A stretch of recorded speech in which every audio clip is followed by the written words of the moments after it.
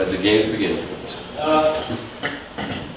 Basically, this database schema is what I came up with based on stuff using HTML5. A bunch of modifications I found useful in my projects and gave a little bit more relation database into the HTML5 schema. So, first thing is the product table. You guys probably know SKU. Then we have information, name, short description, price. We have URI, which is basically if you want to have a nice URL for products, because the SKU doesn't tell you a lot of things. And this is just a file page. Page for shipping. You might consider changing that from an integer to. Decimal. Yeah. Which one? Wait. Yeah. Weight needs to be a decimal instead of an integer for the Americans who are using pounds instead of grams. Shouldn't weight be part of a variant? Shouldn't the weight be on a variant level? Mm-hmm. Yeah, but we use the products for the various as well, so Okay. that's correct. Priority would be for sorting. GTIN is how to use nicely in EN, UPC, which is basically the unique identifier for your product in the whole world, right? Makes sense to be there. And if it's a variant, the canonical SKU would be. Sorry, I'm not familiar with this term. So GTIN is like a common name for EN and UPC and all that stuff? That's basically the company in the middle. We need that to get that listed on Google Shopping. Data. They call it that. They call it GTIN too? I believe so. Yeah, no, EN, ESBN, UPC, or Okay. GTINs. So the variants would have a canonical SKU, which points to the main product. The status would be like an image status. They can say like roughly how long it takes, like short wait, long wait, or not available or something like that. That status is kind of, I don't know, is it a bit too general term? Rename it. Yeah. Sounds a bit like status can be anything. So more like an inventory status or what? Or stock or something, I don't know. Stock or inventory, yeah. Yeah, but if you do stock or inventory, it's going to make sense. It should be an integer. Yeah. If we have an inventory table, then, How about availability? Why isn't that in the inventory table then? well, I mean, it could be. It just depends on what you plan on putting in it. Maybe availability? Yeah, I mean, you could use it for, like Raku was saying, you could use it for, ship status, how long, ships in 3 to 5 days, ships in 10 days, stuff like that. Yeah, but then we're open to like interpretation. Yeah. Yeah, but of course, it's open interpretation, but in my projects, every customer has got different statuses, basically. So it's Yeah. shipping status basically. Yeah, I mean, it could be Or availability. That's what Google calls it. Yeah, availability is not a bad word. In Google Merchant Centers, I think What? availability. Availability. Is it available or not? When is it available? Yeah, that would be better, right? Okay. So I think we need to say- Active. make it should be active. Okay. What version of MySQL did they introduce Boolean in? Is it, oh, okay.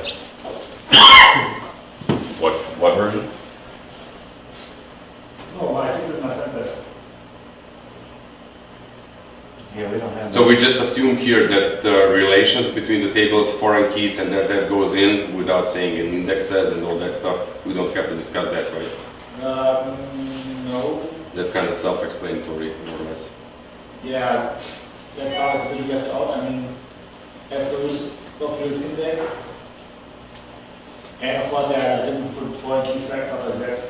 That would be sent to Postgres. Definitely. Even with MySQL, I think they should be in there. The foreign keys, yeah. Yeah. might as well set it up right from the beginning. And if you're planning on extending the Netacity to use DVIX class, you're not going to be able to use its internal relationship ability without having foreign keys set. Sure, yeah. Yep.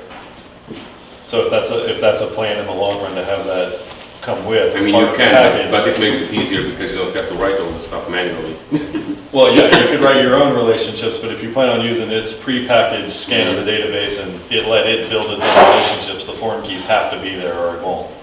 That's what I ran into when I was trying to use it on the Interchange 5 one, just playing around, is that I had to clean up a ton of data and add foreign keys before it would do relationships. Yeah, certainly, that makes sense to me. Okay, any other suggestions for the products? That's it. I'm interested, okay, just what's the next one? Or anybody have anything? Bill? Marcus? Well, I'm not gonna use this. This will not work for me, so I'm interested in how, Can you tell us why it wouldn't work for you? yeah, and I think it probably doesn't apply to the rest of you guys. So the way I handle what you were calling products here is I have two tables. One's called items, which would contain a key, of course, and then descriptive information about it, like the name, short description, blah, blah, blah. And then I have another table called prices that has everything that's more specific for a store, because I want to have like this unified items table, like all this information we collect about all these wines, I just want it in one place. And then we join in a prices table that has all the stuff that applies to an individual store who has a different. So we might have 25 stores that carry the same wine. So But everybody has its own price. then the prices table, that's why there's two separate tables. So we got an items table that has all that product type information, you know, about the wine and everything that doesn't vary from store to store. And then I have a prices table. But yours is more or less a multi-site setup, basically, because Exactly. if you would have classical affiliates, you probably just want to set a fixed discount at the percentage, right? You don't want another prices table. Right. We have a client who does the same thing, kind of like you do, and we have a prices table too. And what we use the price column and the products table for is basically a fallback. If for whatever reason the information isn't in the pricing table, which is a big boo-boo, but still, you at least want the site to show something. So they normally use the price field in the products table to be, you know, an average price across whatever. So at least they're selling it for something. Or like if his affiliate sets up a new shop, he sees like the list prices and then enters the new ones. Is that what you're? Right, something along those lines. So you could still use the price column as basically a, you know, if this bottle is normally, you know, $15 and it ranges up and down depending on what site is selling it, you could put it for 15 in this, in the price column, and then it's basically your fallback just in case something happens to your pricing table. They're not accidentally selling it for free across, you know, 30 sites. Yeah, that's definitely missing in this schema. I mean, especially if you're going from ERP system, they're usually working with price lists. So they have groups of prices, and then they have the price for this group and this group, and sometimes also for quantities. So this would be a different table, of course. So we still need the prices table, basically. Yeah. Yeah, you'd still need a joiner table to be able to do custom pricing over this, but at least this gives you some default price. Actually, I did this for the data again project. I have there this kind of table. I just didn't include it here. I forgot about it. Can you describe canonical SKU? Yeah, it's just. What? Can you Canonical describe the SKU. purpose of canonical SKU? The reason is that I put all variants into the product table. So like. So that is a reference field to the SKU. It's like. It would be like the base SKU. with the Yeah, variance you put the table. main SKU, Yeah. so the ones without it are basically variants. The ones with it are variants, and the one who is referenced is the main item. Okay, well, We do this so in case somebody searches, for example, in search results, you usually want to have variants too. yeah, I guess that's always been an objection I've had with the way Interchange uses the variance tables, that it overloads. If you look at, you know, a sort of a database definition of a table, it's a class, and then each of its rows is an instance of the class. And if you think about it in object terms, what you're saying is that some of your objects of the same class are different than other objects, because we have some rows that are functioning in one capacity, and then other rows that are functioning in a Okay. different capacity. So the proper way to do it from From a relational perspective or a class would be perspective, having a separate table. right, you would have, and Canonical. this is overloading the term class, but if you think of your products as classes, and then your variants as an instance of that class, And if we do it many to many, we get more flexibility. well, it'd be one to many, because you would have unique, In all cases, are you sure? yeah, you would always have a unique top level. I mean, the thing is just like you would only have one value of a SKU that had an empty canonical SKU. You wouldn't have multiple SKUs or multiple instances of the same SKU in any circumstance. So variant would never have. So all the rows that you're proposing that would have an empty canonical SKU, I would say those belong in their own table. Those are the left column and the right column is the variant. Well, okay, so you could put it to the Yeah. left, that would be fine. But that table would have a one, single SKU, that would map to many of Okay. what we currently call variants. And I'm just you're- thinking if in any case, we could use many to many in this case. no. He's saying just one item in your Yeah, you product. can't, a variant would only belong to a single canonical SKU. Ha! I mean, I guess it's not necessary that would be true, that would become very complex. So if you could say, I have this variant that actually maps to multiple classes, I mean, I guess that's like multiple inheritance. You know, yeah, you could do it, but it's a complicated thing. In a lot of ways, it doesn't make sense. It might be, Overdoing it. well, it might be expedient to do it for some particular reason, but, you know, multiple inheritance is kind of viewed like go-to is viewed. It might be convenient in some circumstances, but it's still not, it's still pretty frowned upon.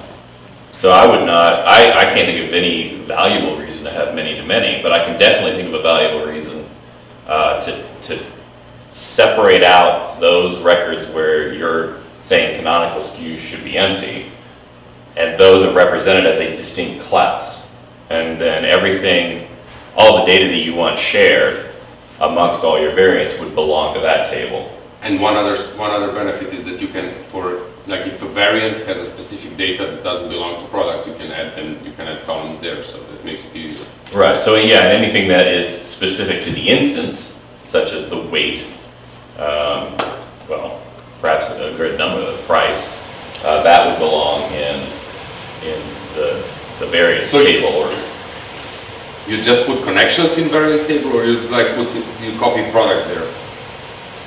the things, like what you were saying, is that we want to be able to exclude these things from a search, because they're not saleable. They're not things that you can buy and stick into the cart, but they are top-level descriptions. Oh, we actually of- include them in search on some places. You do. Yeah, like if he searches for a blue color, you give him the blue color first and like put the main item below that, because that's he searched for the blue one. He doesn't care about like selecting it afterwards. So you give him the exact variant that he wanted first, and then afterwards. So you're talking about that you would load a variant into the equivalent of the fly page? I mean, in these cases where we use the canonical stuff, we use basically everything is a product.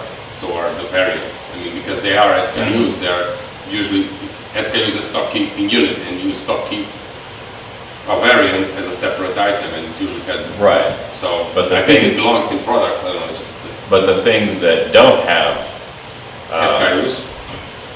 that had the empty value of canonical SKU, those things aren't. Those things aren't, okay, I see your point now, Yeah, yeah. they're not. So the point is that the class should suggest every instance of the class, every row of the table is Okay, I something see you your can point, buy. yeah. You would put And- those there. Yes. You can call it products. I'm not quibbling about the name of the table. I'm just stating that the records where your current plan is to have canonical SKU be empty, those are a different animal. they should be in a different class or a different table. That's all I'm saying. That makes sense. Yeah. So Because what they you're don't giving have your base to weight. making a self-referential table. Right, they don't have weight, they don't have basically, You have status, they don't have all of this stuff because they're not real products. Right, you have this one table where, you know, canonical SKU is referencing itself. So you have records of one type in there that are referenced, and then you have records of a different type that can be purchased Can to we do the referencing. Can we somehow include bundled products into this variants? Bundled As Products. in like packages? Bill of material kit. throw in another table, like in between these, and connect them through another table so we have like, let's say you would have a blue collar and a blue blue bracelet and the red collar and the red bracelet. So a collection or a package? Yeah, but you would sell bracelet and the collar together. Right. So I think that can kind of be done through the same system, because the collection is also like basically a virtual product. You're like much in the way that like the parent of the variant is. Doesn't have SKU, doesn't have weight, has all the same stuff. You show it on the product page. It's just like a few products together. Okay, well, if you would want to match a package to individual variants, like you said, the blue this and the blue that, presumably those are one color of a group of variants that belong to some canonical SKU, that's what we're calling there.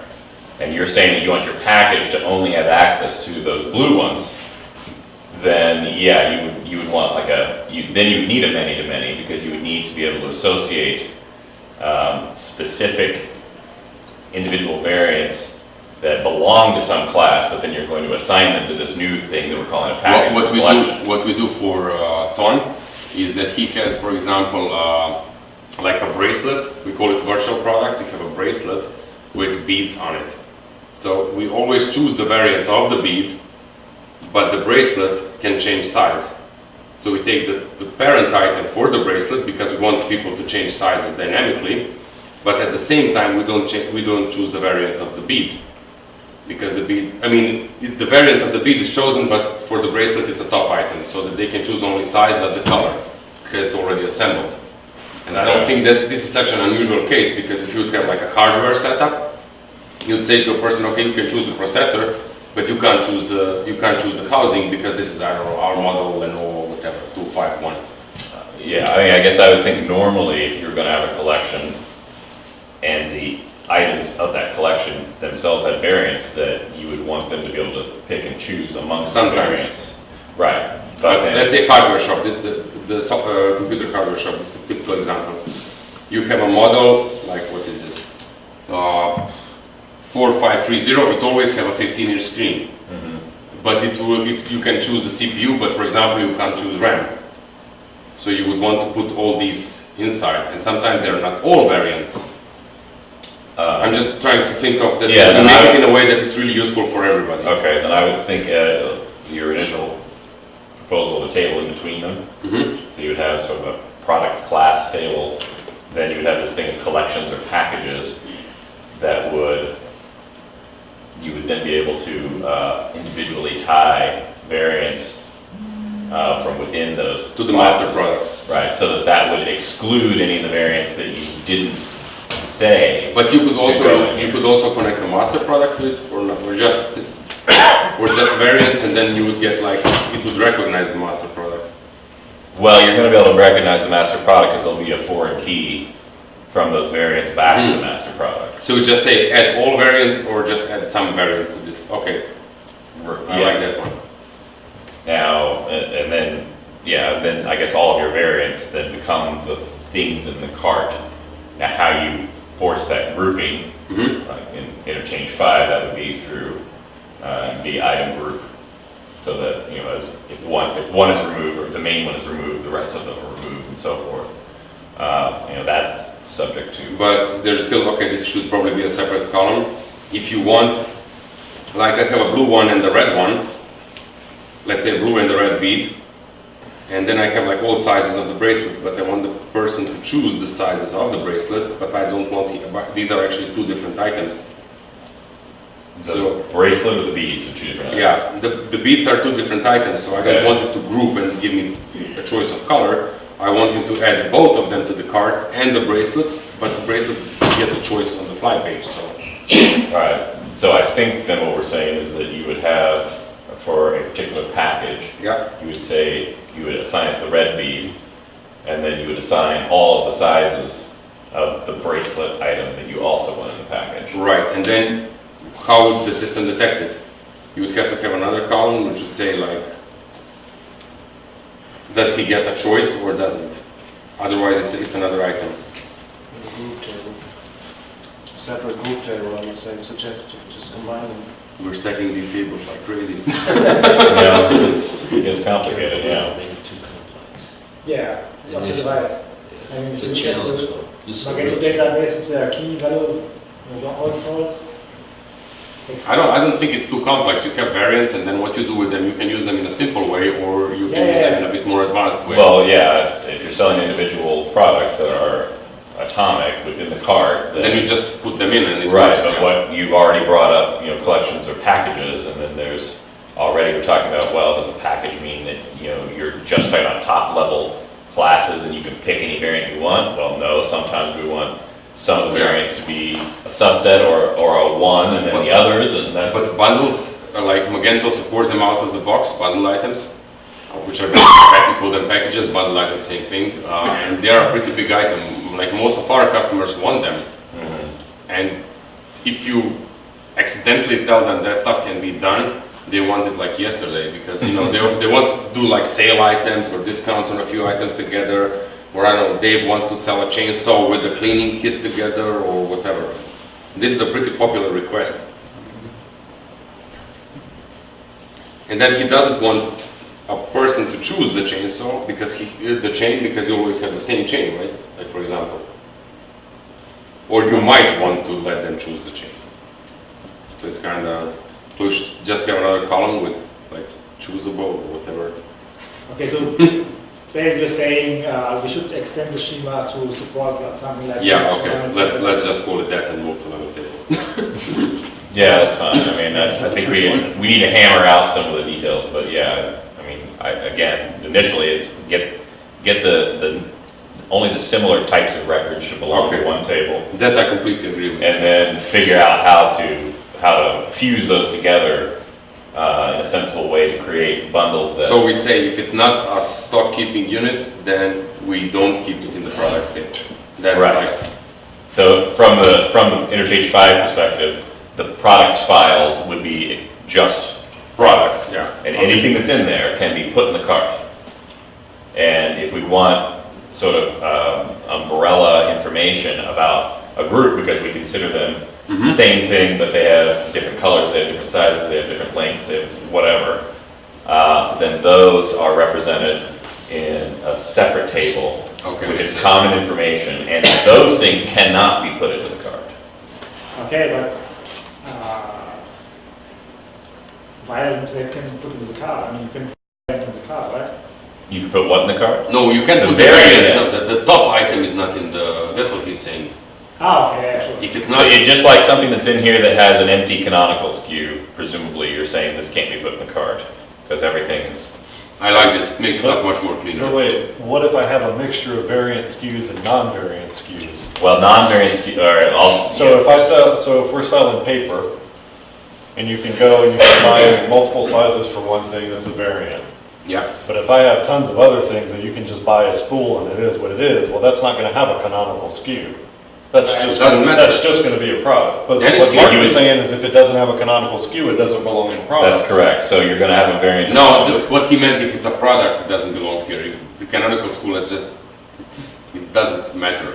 Backcountry went through this, where we originally were able to, you know, they had stuff that didn't have variants, and they put those in the products table, and so they had this mix of stuff that came out of the products table and stuff, and after several iterations of trying to work that out, they said, screw it. And so what they have now is, no matter what they have in products, you can't put it in the cart, it's always in variants, and there's only one variant, it's just like OS-OC, which means one size, one color. so that everything that goes into the cart comes from the variance table. So if you have a product that has no legitimate variation, then you create a single variant, and that's the thing that gets into the cart. So if you have paper that doesn't have, different I thought sizes. you just check it, like, if it doesn't have variations, you don't really care, and you just display the item from the product. But okay, it's a bit more complex query, and Well, but you still, even if you only have a single item and you don't have variants, you're still talking about that you have the information that we're talking about moving into this umbrella table, and you also have the specific information. So when you combine the needs, even if it's a product that only has a single variant, so you just put they single need variant fields there. from both tables still.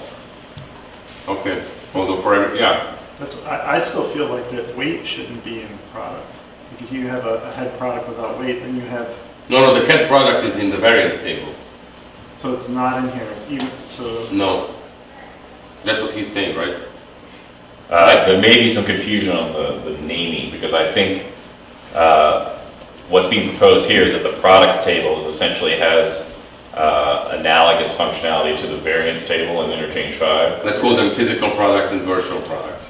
To make it simpler. Variant, okay, that's variant is a physical product, right? well, that makes more sense. So Yeah, okay, so yeah, a variant has inventory, and a virtual product has no inventory. Right. So what he's saying is that if you have like one variant or a physical product that matches, you just put one virtual product to literally have its own stuff and just matching one variant, one physical product, right? Yes. And then everything that you can put in the cart and buy is coming from that physical products table. There is a bit of duplication here, but And you're gonna have to make the admin easy to do that, because if you have to tell people that if they don't have an idea of variance to begin with, and you tell them now you have to add everything to 2 different tables, Well, yeah, if they had to go and do them independently. well, yeah, that's Create what I the- mean, the admin's gotta Create the make this virtual easy. SKU and then create the physical SKU, yeah, that would be difficult. the GUI is not what's worrying, the graphical user interface is not what's Right. worrying me. It's like a programmer who opens this stuff and this, how does this work? What are variations?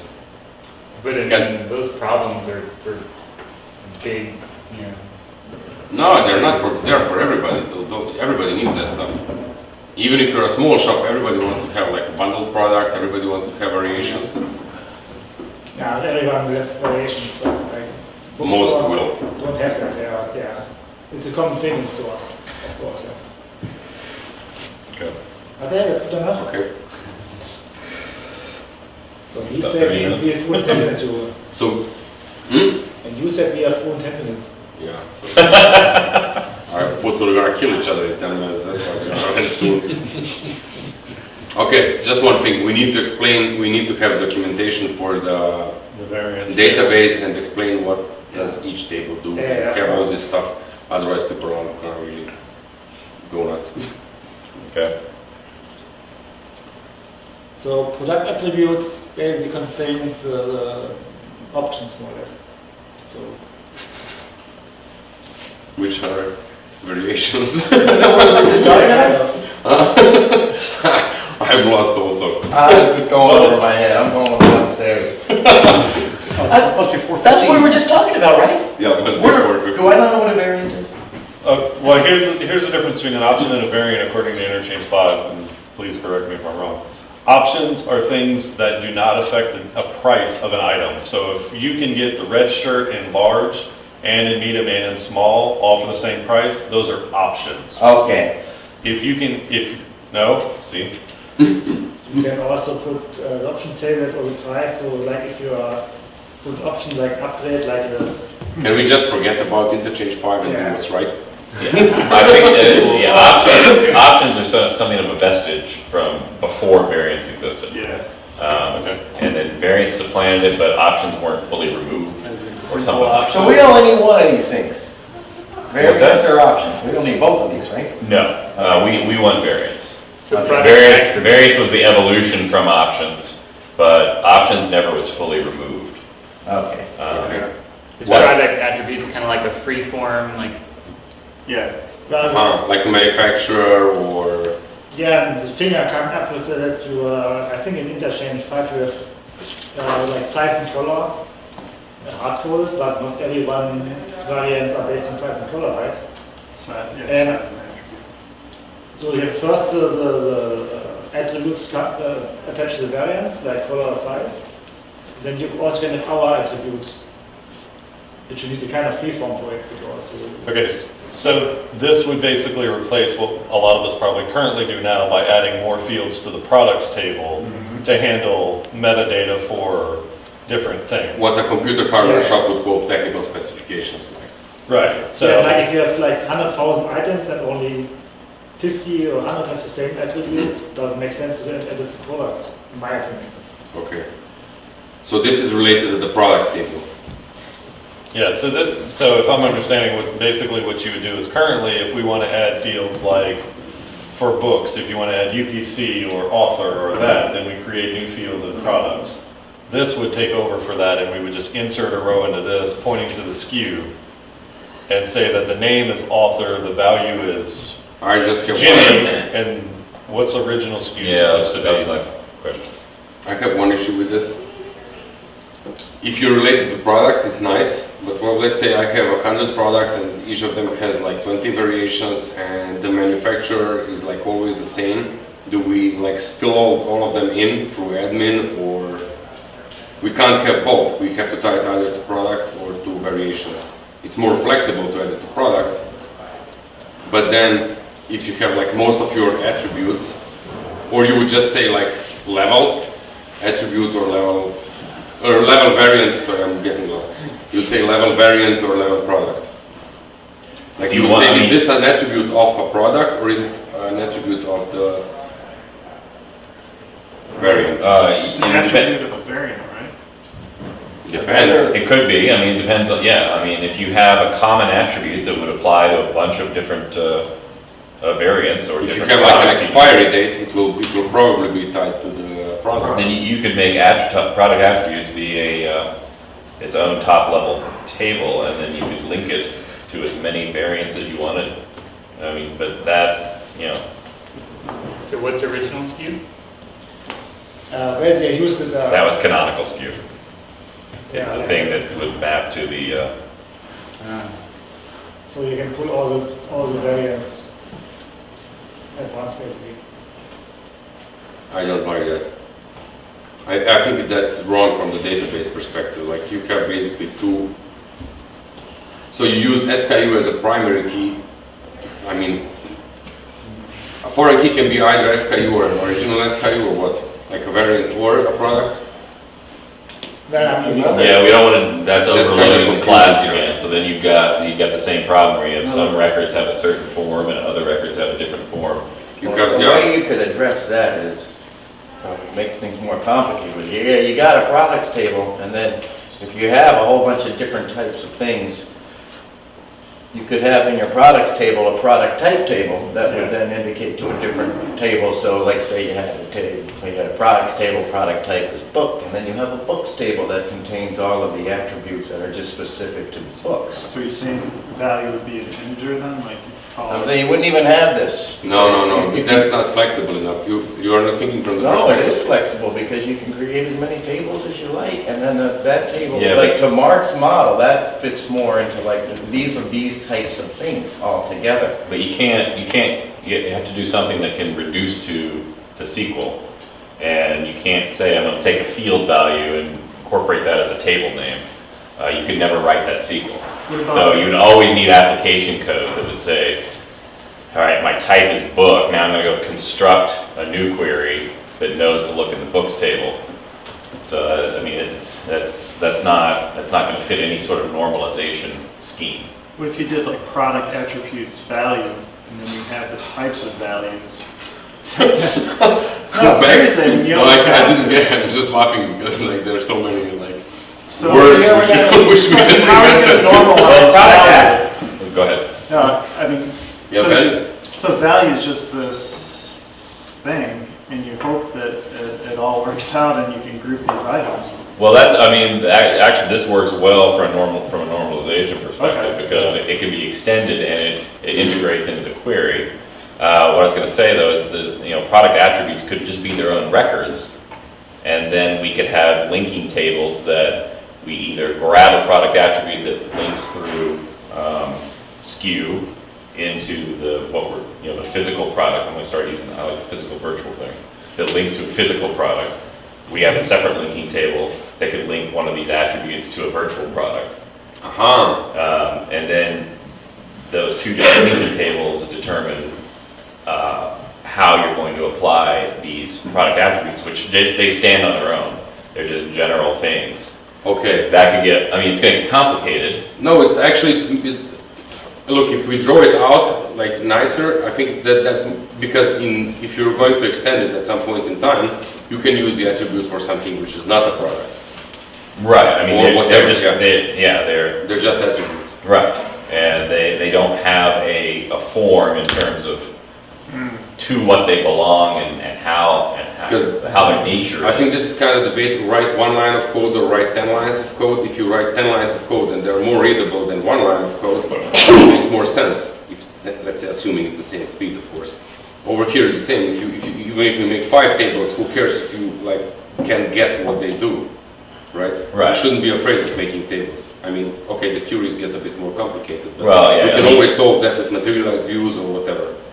Right, yeah, you put views in front of these things if you need to. Probably want to add a priority column to this thing, right? You don't want to control the order, are they? Well, but if the priority of an attribute, if you're applying it to one variant, may be a completely different priority than the attribute if you're applying it to a different variant or to a virtual SKU. We're going to display this to the consumer at some point, right? It would be in the linking table because that's where you're materializing this attribute into a Okay. feature of the thing you're attaching it to. Right. Either that or the placement's gonna come out in the view. You may not do a loop through your attributes, you just need the data that comes out, and then your view shows where you want the, So we get rid of the SKU and the original SKU from this table, well, no, because we need a and the linker. name. No, the word, I mean, I if think we we're, just get rid of original SKU. We need a linker, and we need to make sure that, yeah, it's already got an index on SKU, so we just don't need original SKU. but if you leave SKU in here, then you're Linking. You're you don't know earmarking what this they to be a virtual, I mean, a physical product attribute. You know, maybe that's okay. If we're not gonna do that, obviously, we wouldn't even want to keep the product part of the table name. are. So we just have code and value, and we would put the SKU and name and the link to this table in one table, and another one would link the virtual ones, right? We would have a linking table that would have code and SKU, Right? and then, you know, things like priority or other features that are going to be specific to this attribute that belongs to this SKU. And the name. Name of the attribute. Well, the name would be in this table, because it stands on its own. There's the name of the attribute, there's the value of the attribute. But then you have a lower normalization because you're gonna have names repeated Yeah. over here. That's what, I mean, I was confused with value and name before. Value is like, let's say expiry date. Sure. Like 25th of October, and the name is expiry date. And if we leave the name here, we're gonna have like a bloat of expiry date. So let's say I want to change expiry date to expiry, Okay. right? Well, I don't know why we would have a bloat, because if you have an expiration date and a value, and you want to apply that attribute to 1,000 other things, you're only creating one record here. Your linking table is what says now. Okay, so I was thinking vice versa, okay. Yeah, so the Yeah. linking table would have your 1,000 entries for the particular expiration date you're looking for. Yeah, no problem. I was just thinking that we turn this into the table and then we have another table, okay, just like the No, other way so this around. would basically get truncated down to just an attributes table. We'd get rid of SKU and original SKU and just keep Code code, name. name, and value. Right. And then code No, would then. You can't have name and value in the same one. But it's think of it like a hash. I mean, you're basically creating this so that you can create keys. Your names are your keys. And But then where does the value come in? Value is in another one. the value would be in here. The So- value's in here. The linker table would just simply give you the ability to specify what SKUs link to this particular attribute. So in one column would be code, whatever that translates into, and then name is expiration date, value is October 27, 2013, and that's all that's in here. In your Linko table, you would put SKU A, B, C, D, E, E, all point to code 1. And that would put SKU A, B, C, D with an expiration date of October 2013. Then you need to change something about the name, you change it in the one record here that has code 1. Or change Or the value. Or change the expiration date from October to November. That make sense? Okay. And then if you need multiple expiration dates, you just set up multiple attributes. So if you have some stuff that's expiring on Halloween and some stuff that's expiring on Thanksgiving, you make 2 different attributes, they have 2 separate codes. The names don't really matter because the linker table controls what actually gets applied to the product.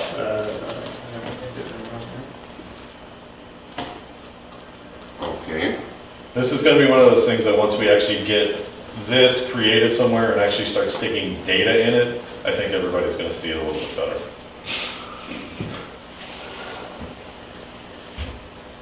I discussed in Marcos an interesting problem if you are displaying the stuff, because you want to display the stuff in a natural order, which is kind of difficult if you think of, for example, t-shirt sizes. You can have like numerical size, like You want XS, S, M, L, right? Yeah. And they're not alphabetical there. yeah, and then you have 40, 44, 42, 44, and so on for some products, and you don't have a general rule how to order them. And you, like the colors, you can just order by alphabetically, right? Well, what we were suggesting is that in that linking table, you could add any other metadata you wanted Yeah. that you apply to that link. And in this case, sort might be one of those. So that you're not stuck with something like, well, I have to sort alphabetically. I can sort in any order I want according to the sort field in the linking table. So I think we probably have not touched on everything that would go into that I linking still don't see table. how name and value fit in the same table. It's just it's a general way of not having to. So let me see if I'm correct. Name is like I say expiry date, and that's the exact stuff that's shown on the website. Correct. That's the. And the value No, the is value- like the date, for example. Right. So I would have like a million expiry date, which would have all the same values. And you would only need to have one. You would only need to have one, because you'll assign a million SKUs in the linker table to this particular attribute. And then if you need to change that attribute, I mean, you would just change it in that one spot.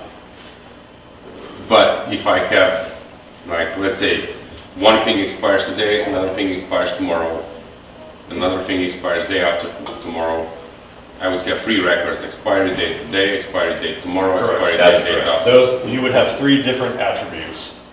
Yes. Because they're separate. And then you That's would, kinda nasty, because how can I group by expiry date?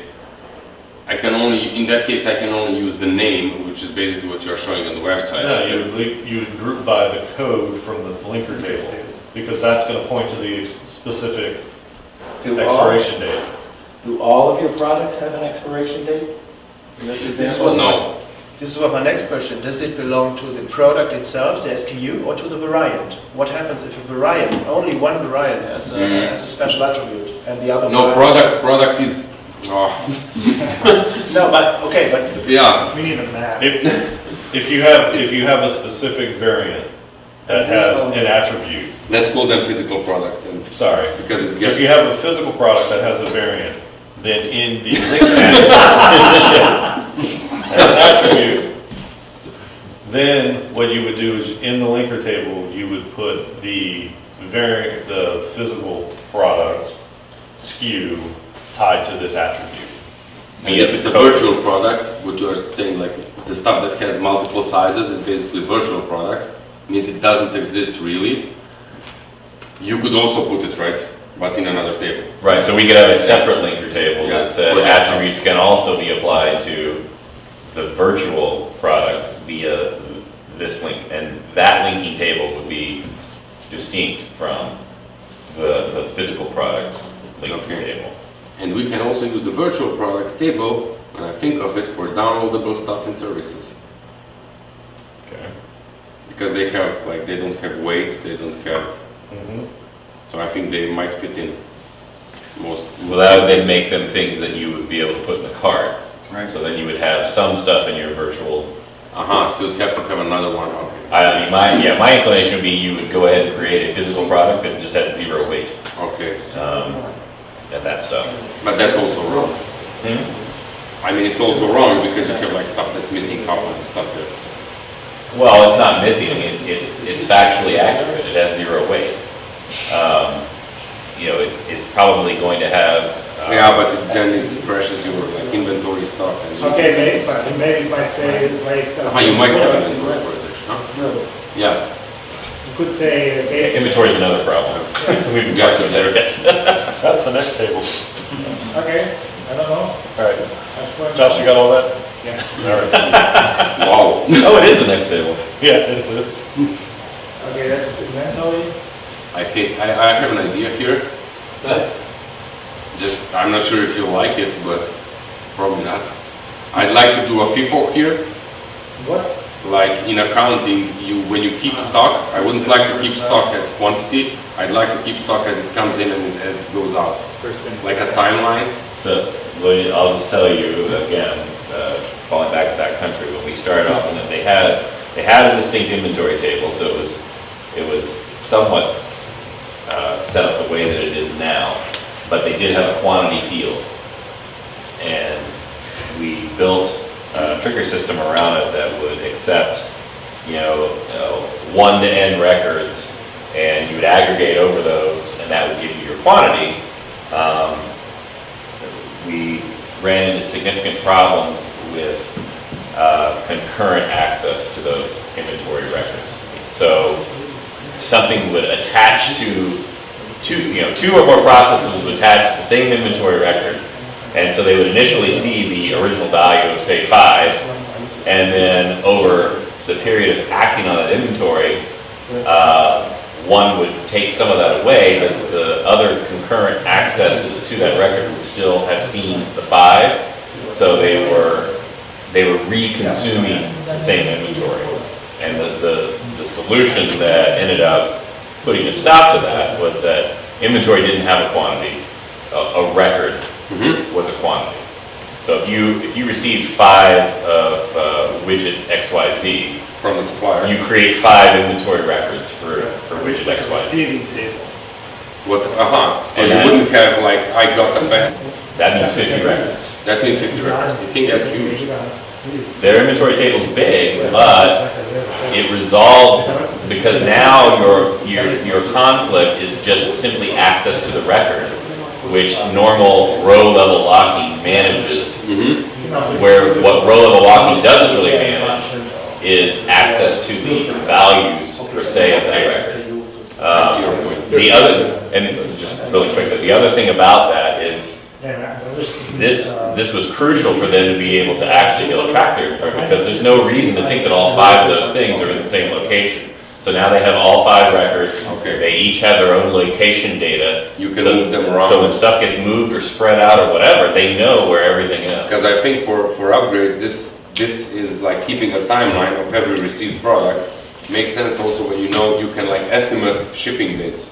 You know how much your supplier takes, you know how much it took him last time. You can do graphs like saying, okay, it used to take me 14 days, now it takes me 7 days. How are you cleaning out your supplies and stuff like that? And you can get all of that nicely graphed out in admin, as which you couldn't get with this, because it was basically just keeping quantity and you don't know what's happening with it. Right, you're aggregating physical things. So there really are 5 physical things, but you're representing them with 1 row.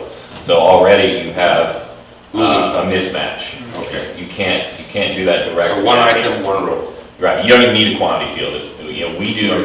We use count to figure out how much of something And is there. if it's indexed, that's really fast. So what you're Yes. saying is MySQL and Postgres doesn't have an exclusive lock. They can, when a record's locked, you can still read the data. Well, yeah, I deal with inventory all the time. yeah. There's, Big I mean, system. Postgres. You can lock the records in Select on Postgres.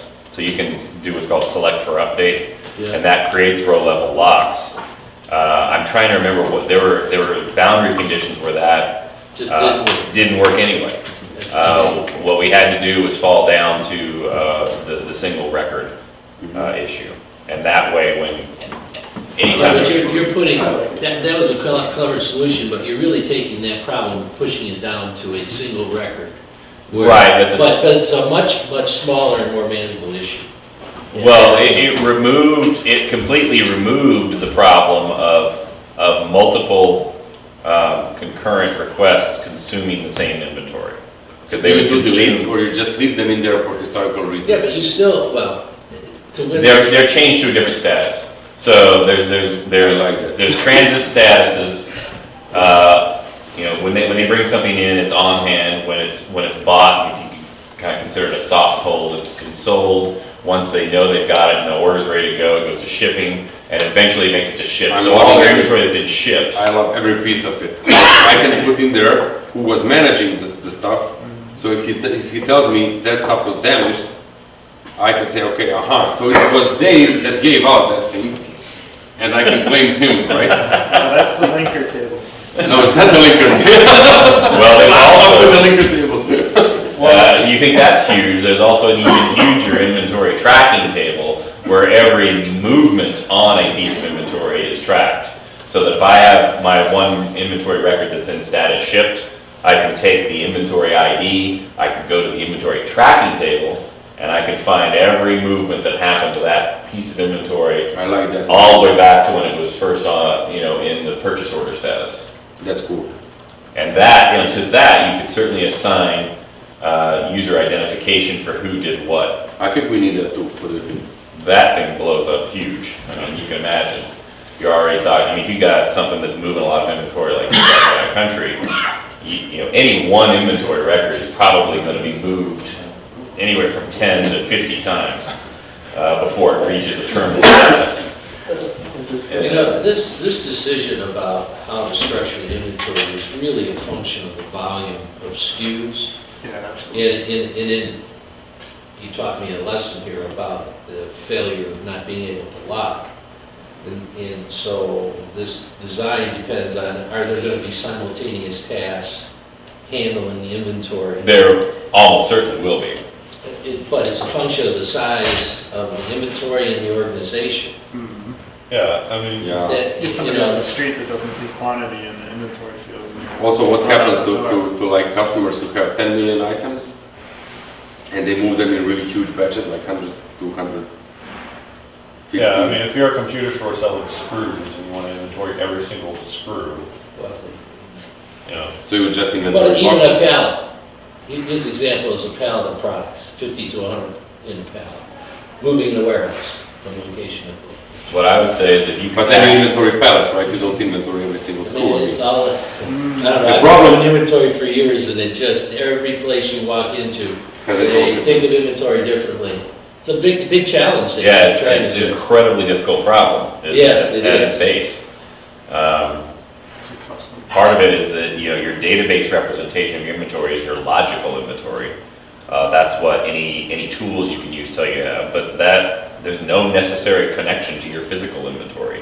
The connection is only as good as the data input and your controls over when that inventory moves and whether it gets lost or not, or whether the wrong thing goes out. So, a lot of that country's evolution was, we got to sync this crap back up, because at first they were like, okay, we're done.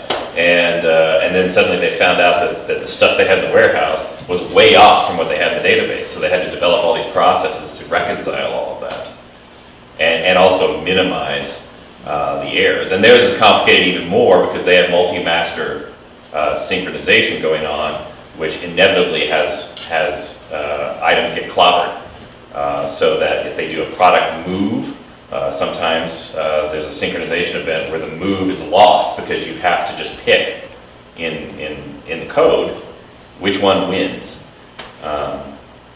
And if the record wins that doesn't reflect the inventory move, then suddenly that inventory no longer exists as far as the logical piece is concerned. So they go to pick it, it's not there. And You could also argue if you have really complex inventory stuff, you should use a specific tool for that, like ERP or whatever. Okay, yeah. What if you formatted it like the product attributes where you don't specifically call it quantity, but you could call it quantity, you could make other variables expand the table, but Yeah, you can expand it. Like inventory attributes? yeah, so I mean, let's say you don't want to call it well, let's say you want to just have a single quantity, you have a small shop, you want to just say 5 things, I don't want to have 5 line items for 5 products. No, you would say in admin, you would just say add 5 items to inventory to just tag them in at that moment. So when you receive them, you get like DHL drives up and brings you 10 items, you just say beep 10, put them in, but you remove them one by one, that's what he's saying. Yeah, that wouldn't be a manual process. I mean, when Backcountry receives 1,000 or whatever, they receive 1,000. And the way our systems work is that it just went through a trigger that then would generate 1,000 records for you. So when you move around and do things with inventory, you still do it in aggregation. You still say, I need to apply 20 of whatever to this, and boom, it's done. It's just that under the hood, it's going and it's applying that change to 20 individual records, not forcing the person who's controlling the process to have to do this 20 times. Yeah, we wouldn't do that. So one of the good things about your suggestion idea that is said with respect to you, I'm not in favor of, from all the inventory that I manage right now with my clients. However, one of the strengths of your idea is for serialized inventory. And I don't know how many online vendors are selling product based on serial number and tracking the serial number by the company purchased. That's a real strong. Yeah, basically all computer resellers, right? They always want to know if they sold This it. architecture is really good for that. Because what happens So is, you need for every single product, only one route specific. yeah, Yeah, well, like Dell Computer. Ron, if I may add a good example, when you buy a computer, I bring the same computer back to the shop where I bought it, and it's not because like our company has like a bunch of the same computers. What we do is the computer breaks, I bought it in Germany, People pay us but to I sell bring it to a inventory. local reseller, That's a good thing. and he fixes it because he doesn't know it's not his serial number. He just sees the same stuff. You know, because he knows that I bought it, I have the invoice, but he doesn't have the serial number. Had he had serial number, he would say, okay, you have to take this to the distributor because you didn't get it at our shop. You bought another one, which is the same one. So, You're sneaky bastard. I don't know how many. I mean, I kept like 20 different monitors, like I know which one I bought where. Come on, they're all the same. I don't know how many of our potential users of Interchange are dealing with lot management where they need to track for recalls. In the medical industry, where I'm heavily vested at the moment, there are several products, if you ask me, are the products sold on the website that are governed by lot, having to track lots to support recalls? I'm not sure. Like pharmaceuticals? Yeah, but there's other products too. And this suggestion of yours would address that very well as a good design to support tracking lots. Yeah, I mean, part of it also was that they ultimately had wanted, and I don't know where this ended up going, but they ultimately wanted to RFID everything that came in. And so each individual piece would have an electronic tag, and that would map one-to-one to its record in the database. And so you would have this about as tight a coupling as you could possibly have between one physical piece of inventory and one record in the database. Yeah. And they would be scanning these things every time they moved them, and that would automatically be reflected and all that stuff. They never got that far. One other use case, which is not so uncommon, that you have multiple suppliers for the same item, and then you hunt them for the cheapest price, and you get the cheapest priced one inside, and then let's say it's something, you get a lot of returns, like 9 out of 10 returns from one lot, then you would like to know who was the supplier who sent you those particular items. And this would be a good way to track them. Yep. Because you basically on every row, you know who sent you the stuff, where you got the stuff from, when you got it. Also, another thing Backcountry uses, they have an actual cost. So they have the same product that has the same price, but. Oh, nice, so they can, oh, They can identify which of those same items, how much they pay how much for they the- pay for each one, and they use that a lot for determining what they want to do for their one deal at a time, because they like to make sure they use their least expensive inventory associated with that, because that helps their margins. That's an old accounting trick, but I guess it was lost somewhere in the meantime. So, yeah, they're using it. It was a big deal to get it sorted the right way, to figure out which of these inventory pieces we wanted to associate with an ODAT sale, and that was all driven on the cost. Okay, so we need this. You can feel what you even use for some kind which needs relations. So you have 50 seats, you have 50 inventory items for the seats. Okay, nice. Okay? So we think about we also, apart from this, we also consider the shipping, how do you call it, shipping movement? Yeah, so the inventory for backcountry has a status.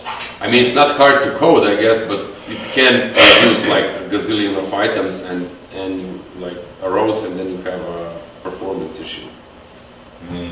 I mean, you know, if you do judicious indexing and Should work. proper query, yeah, we've never run into any performance problems looking at it. Now, if you look at the terminal status stuff, because that just grows and grows and grows and grows and grows, then yeah, you have performance issues. But for their fulfillment process, they're not interested in the terminal status stuff. They don't care if it was, you know, something that was canceled or if it's something that's in shipped. They care about the stuff that's in the warehouse, that's tied to orders. Mhm. They need to get in the boxes and get out the door. And so those are always a fairly limited set of a pool for a given status. And with that, we've never, I mean, So after they leave after they leave the warehouse, you remove them from shipping? no, they're moved to a status called shipped. Okay. And that's where they stay. And that was its final representation Mhm. before it left our control. Okay. And those just stay there. I mean, and they use those for reporting and all kinds of stuff. So you don't go a step further and say like Paris and shipping of injection cup this, injection cup that, you just say shipped. No, I mean, there's more information. Those inventory items are tied to the individual order, Mhm. so you can. So you query it when you need it? You can look Correct. back at Okay. the order and find any information associated with the order Okay. that particular piece of inventory belonged to. Okay, that makes more sense, yeah. And then again, there's also the tracking table so that you can take one individual item and follow its whole life through all of its changes. Okay. So, but when you pick a product out of the inventory that Can you're you, talking Josh, can you about, add the tracking table too? So we you can get don't the know file? which one unless you have some kind of serialization or sequencing, right? Yeah, so there's not that RFID, we tagged this item, we scanned it in, it created this record, and so we know that this one individual piece of inventory is this one item. You get it down to as close as the items that are in this location, which for them a location is a warehouse, region, address, which is like a row in the warehouse, and shelf, which is where it is vertically. So if they've got 5 things there, they know which 5 things in the database also correlate to those, but they don't know which individual one of those 5 belongs to which individual one of the 5 records. Right, granted, sometimes that matters and other times it just doesn't. Yeah, for them it hasn't mattered, even though they did talk about that, wanting to be able to get it down to the individual piece. I would think that would make reconciling a lot easier to have that. But they, apparently we got their problems contained enough that they had bigger fish to fry, and so they never continued that. Okay. But yeah, so you can't take one database record and say, aha, here's that one widget, you know. You can say to the degree that it's in a certain location, that it's one of these widgets. This stuff is so interesting, we should have made a conference just about this. Inventories, yeah. Yeah, we could spend more than a day discussing the schema. Definitely. Okay, so we move to navigation. Yeah, but I think it's a very spent time, but. Yeah, it's a well-spent time. Definitely. So I explained yesterday, navigation is basically something which has some kind of taxonomy. It appears in the navigation of the shop. So The first obvious use are categories, and the next obvious use are menus, because they share a lot of same features you use in the shop. So they all have a UI, which should be unique. And then you have a type, so you can say the type is like menu, category, or text, or whatever you want. And scope is to divide even further, like for menus makes sense to have top menu, left menu, whatever. Name description, okay. And then we have parent is basically is pointed to the parent category.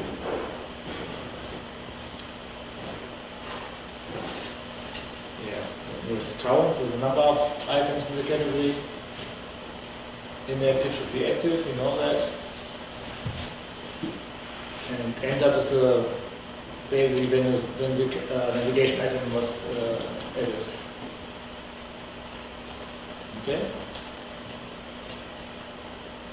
I don't like it. This looks like it fell out from 1991.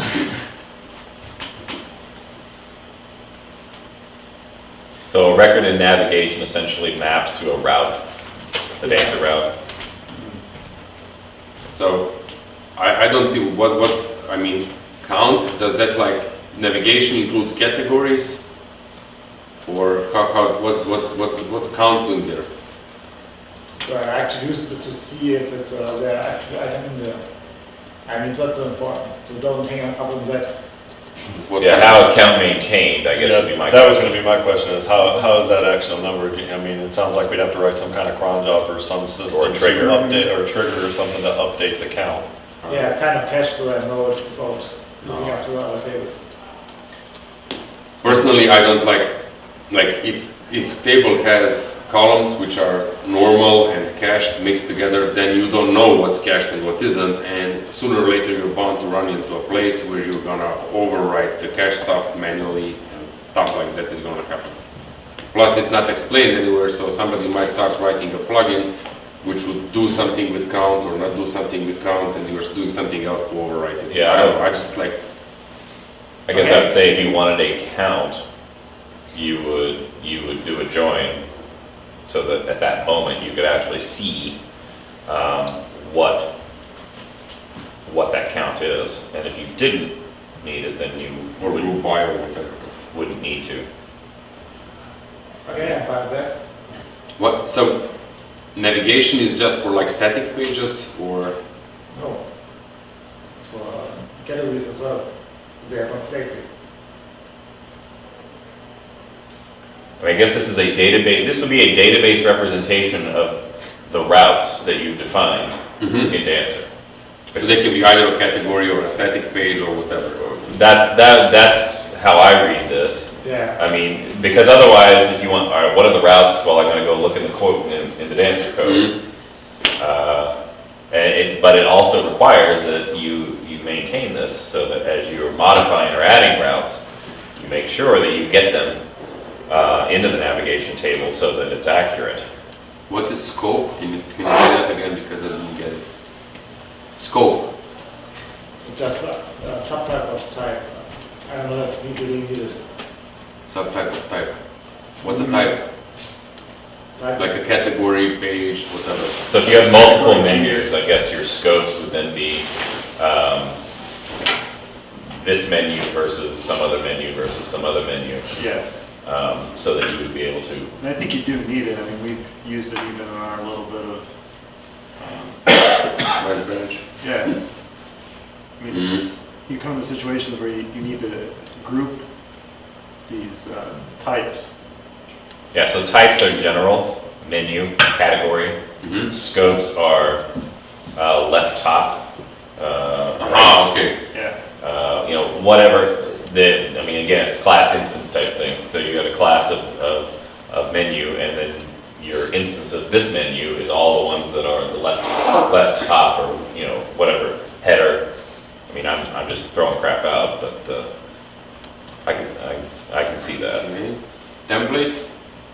So each menu item has its own template. No, yeah, it can be. No, I don't. I'm sorry, I can't do. What kind of a template is it? I like the view and answer. But this is a table of items, right? Like a menu item, navigation item. So how would every Yeah. item have its own template? But if you put like a contact to it, Mm-hmm. and you put that own contact as opposed to categories, they all share the same template, right? Aha, so like contact is on the right side somewhere and it belongs to the main menu, for example. That's what you're trying No, to if you say. click on contact in the menu, you get the contact page, it's the contact template. Aha, If you click on the okay, category, okay, you okay. get the... you have So it's the- kind of, navigation is not the right name for this table, I think. If you put in templates for the pages, then it shouldn't be called, because in my opinion, to me, navigation means like just the menu. Yeah, And you're putting here templates for the pages, so like WordPress calls it pages, but I'm not sure that's a really good reference. No, that's a good term either. so is the idea then, like, all right, so you would use the navigation to build your menu. And then if you select a given item, then you're using navigation again to go look up other information about what you selected so that you would then go say, you know, they selected this particular navigation ID and it uses this template, so we want to route them to that template, or is that information part of the dancer routes themselves? Yeah, wouldn't the view be defined in the route itself? Yeah.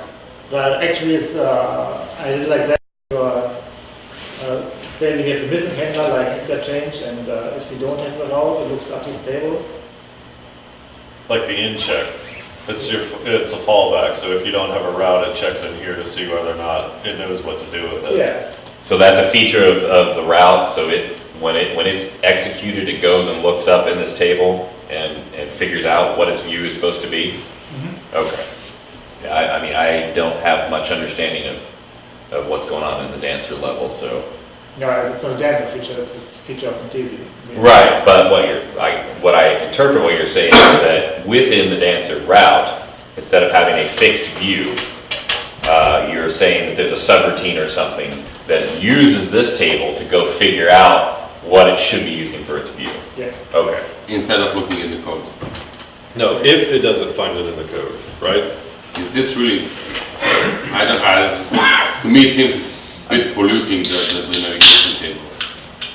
Well, I mean, I can see it as a value Purpose. if you're going to use a single route that may have multiple views, maybe that's the best way to go about it. I don't know how Dancer handles views. I don't know if you can. Aha, okay, I see. I don't know if you can put multiple views with conditionals and all that Okay, stuff. I see the point. Yeah. But if not, and you may have a route where you want different views based on what's invoking it, then this would make sense because you would just go back to the database would become canonical for the view for that particular use. Okay, so it's just empty in most cases. Okay. Yeah, it's basically dancer, if you have a route, you can of course determine the view, if you put the route in code, you can of course determine any way what to display, what to make, so that's not somehow fixed. What's alias?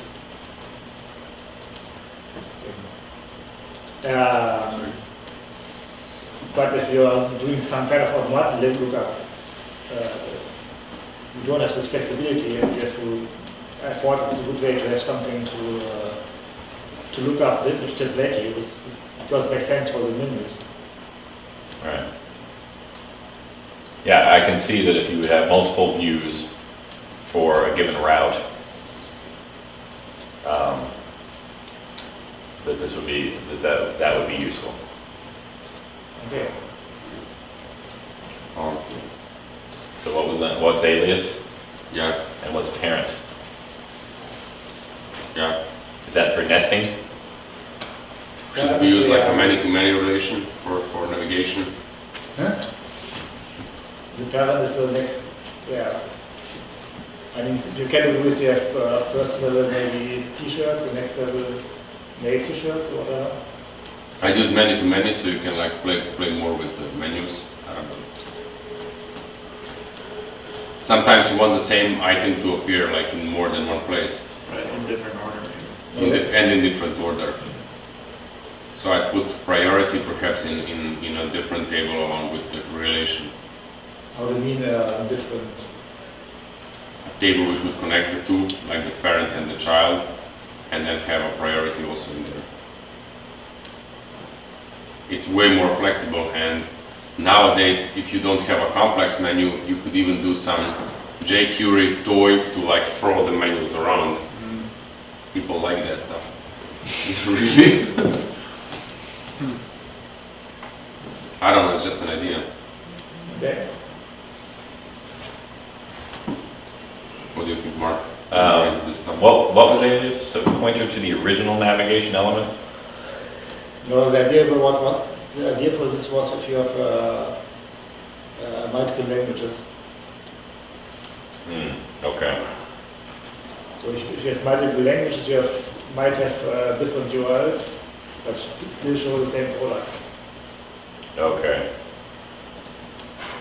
So, but you don't use this for products, right? You use it just for categories. No, but I have, there's a navigation product table to find out which products belong in which. Okay.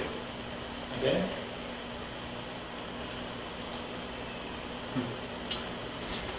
Does it make sense to yeah, okay, it makes sense to make categories and all menu items the same stuff, right? Yeah, I don't see why not. I mean, as long as they relate to, as long as they map to a route. So it's basically like a general tree structure, basically. I mean, you use it for all the trees of links, whatever they are in the end. I mean, you can just say if you have a menu and special page that you want to display some products there. Sometimes what happens if I have like some category specific stuff, like for example, sometimes you want to show manufacturer, that would fit under scope. Okay. One limitation that I saw was, what if you, like, in the case of a menu item that's an image, so you have the URI, Mm-hmm. and then you have seemingly the name, but you wouldn't want to use the source of the image really as the name. So I was proposing some type of a source field or some type of field where you could enter in other information, like the image source, for example, of a navigation item. I don't know if Yeah, that's- but I think if you're using things like images, videos, stuff like that, you need own management for that.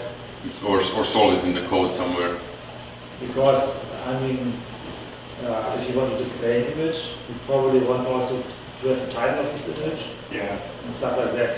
you have And more maybe different problems. size, stuff like that, and then you can't just say, if you just say the image Yeah, source, it's on a, if you want just for like login to Facebook, in my opinion, that's a special case and just write code for it. And if you want, like, for whatever reason, having, nowadays nobody does it because you can, but in the old days, what people did is like they had like nice fonts and generated images Yeah. for category names, but you would also write a special function to parse that. Nobody does that because you have Google Fonts and all that crap now, which like, But if you wanted to have like a drop down and say have books and then have like a picture of a book next to it, just to give a graphical representation of that category. but I think we can come up with like a million different Yeah. approaches to like, what if I have two images Yeah, the image changes, multiple images.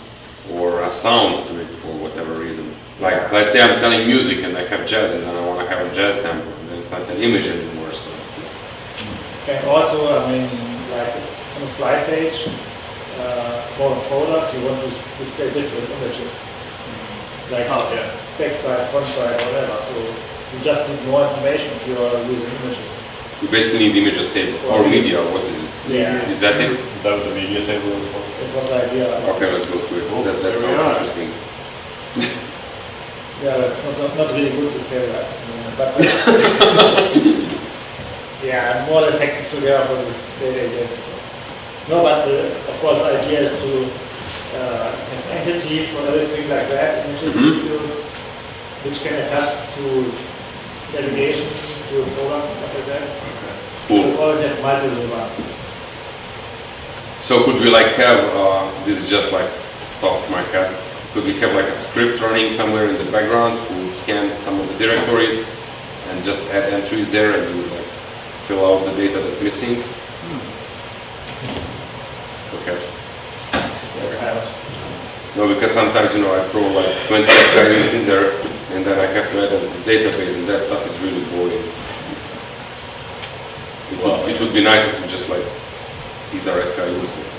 Yeah, there's always a maintenance problem too, with keeping those two things in sync. It's again, it's the logical physical thing. You've got the actual files in the system, you've got what the database says is there, there's nothing that forces them.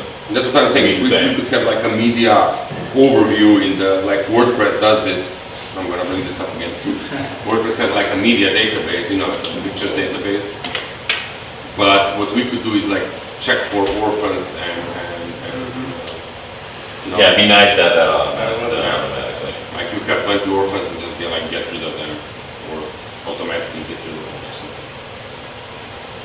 Just an idea to think about. Okay, so please continue, Marco, sorry. Yeah, I mean, I had this discussion a few times, if you have like this files like that, which are big and all that, whether you want to store it in database or whether you can put in files. I think that you put all this stuff into database, it really goes up, but I'm not a database expert, so just say. I actually like the idea a lot. Which, Media table. yeah. It's like basically everything that you hold in a file. Yeah, I could say that. Like PDFs, manuals, whatever would be in the media. Yeah, that's a relation to products. Mm-hmm. So, For the media types, the scope, you've got store in here. Is that supposed to be a map to a route? sorry, I didn't get it. Store The, values. and the media types table, your examples in the inserts have store as the scope. What is store supposed to be? Is that supposed to be a route that it maps to, or any generic thing we want to put in there? Was that the scope from navigation table? No, I think it's like if you have different sizes. I'm not really sure anymore. Okay, if Racky can't remember, we may want to strike that one. Okay. They're all the same in the example. Well, yeah, and I mean, you know, detail, card, and thumb, that all makes sense, so. It seemed too short, like the table is really small and just add another column. Actually, I did this for the ERP thing and it was more or less required, so. Okay. All right, so we can get rid of scope. Otherwise it makes sense. Merchandising. Oh, actually, there's a good price included in it. Cool. Problems keep solving themselves. So pricing? Oh, did I skip that? I have merchandising after. Just skip that. You're almost at the end, right? Huh? You're almost at the end, and that's so important. Alright. Can we just go faster over everything? Okay? We can just. we're not even at the middle. Oh God. This is like supposed to be related and similar items and stuff like that, right? Yeah. So let's see. For the cards, they're stored in the database. You decided to skip it anyway, right? So let's also mix up a little bit.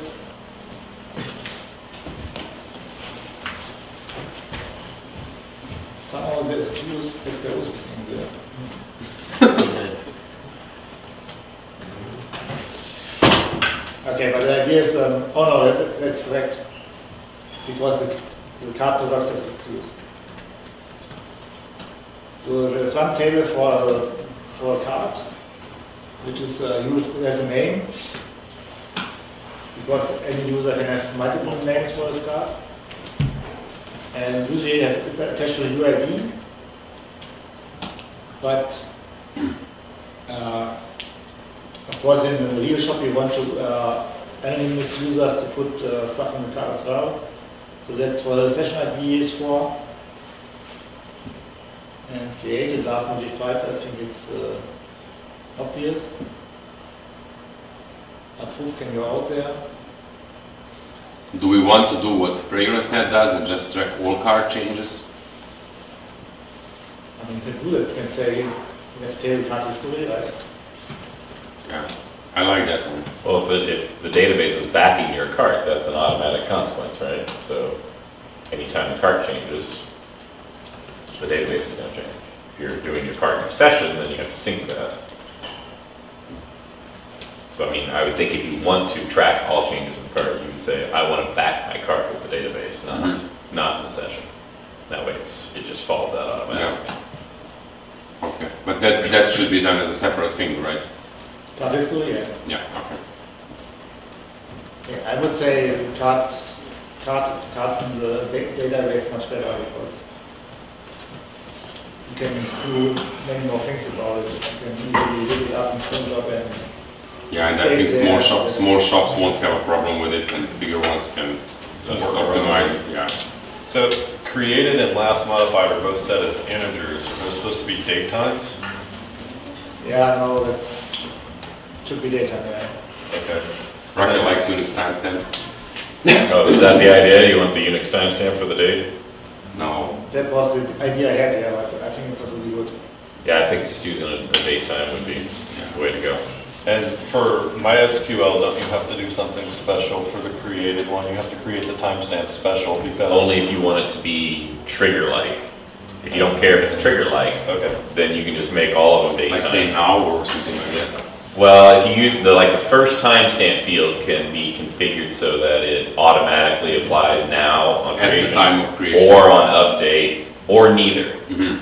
But there are other limitations on the timestamp time. I can't remember what it is. You but- can't have like two of the same in the same table or Well, something? they can't You automatically. can, they act differently though. when you- Yeah, only the first It's kind of one. weird. Only the first one will automatically do the triggery stuff. Interesting. But think I would, you can select the daytime field which gets updated, right? On insert. you can select the date time. No, the insert. Yeah, that's what I assume you would do, is just do that yourself when you're creating the cart record. Right. Go ahead and just put your own date time in there. Yeah. That's, I don't see if there's any convenience to having this be done automatically. How do we handle time in this shop? Do we just have everything in UTC? I would say that's the way to go. Because if your business grows and you have it in one time zone and then... Yeah, Backcountry did Mountain Time, and now they have an East Coast distribution, and they're screwed. And so they've been going for like 6 months to try to fix all the time fields to be in UTC. Mm. So you just start that way. And if they need to see it in a certain time zone, You can display it. yeah, you do that in the Yeah. conversion. Okay, cool. And that way you're not messing with daylight saving time also. Card products, would it be possible, Rocket, to add the date timestamp at card products? Yeah, so we know when items are added to the cart. Yeah, Yeah, I agree. I think it's a cheap trick and helps a lot. Okay.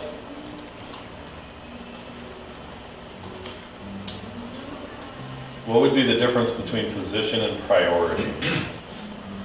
I mean, I understand position, well, maybe I don't. It's positioned like the MVIP, that kind of position. Yeah. Actually, I really don't use it. Is this a reserved keyword in MySQL? Position? I guess so, but I'm on MySQL or Postgres. Because it's like quoted, so Yeah. I just I think I think it is a Postgres, I don't know about MySQL. I just rename it to something, that stuff is awful. When Yeah, you that don't know was it's just- reserved and Yeah, probably, makes everything nicer and but there's no guarantee that it's, okay, but yeah.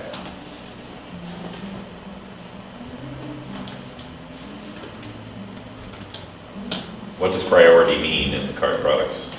piece of wicked gas. Just scrolling. I'm thirsty, man. The truth. Yeah, wait, is the open bar on right now? We're missing it? Yeah, it's opening in 10 5 minutes, seconds, you're shaking. 12 minutes left. Whether we're there or not. We're here with the boss, he can adjust the hours for us. I guess. I can Okay, just- priority? Thanks. I don't know, I don't think I ever used it. Okay, so we scratch it.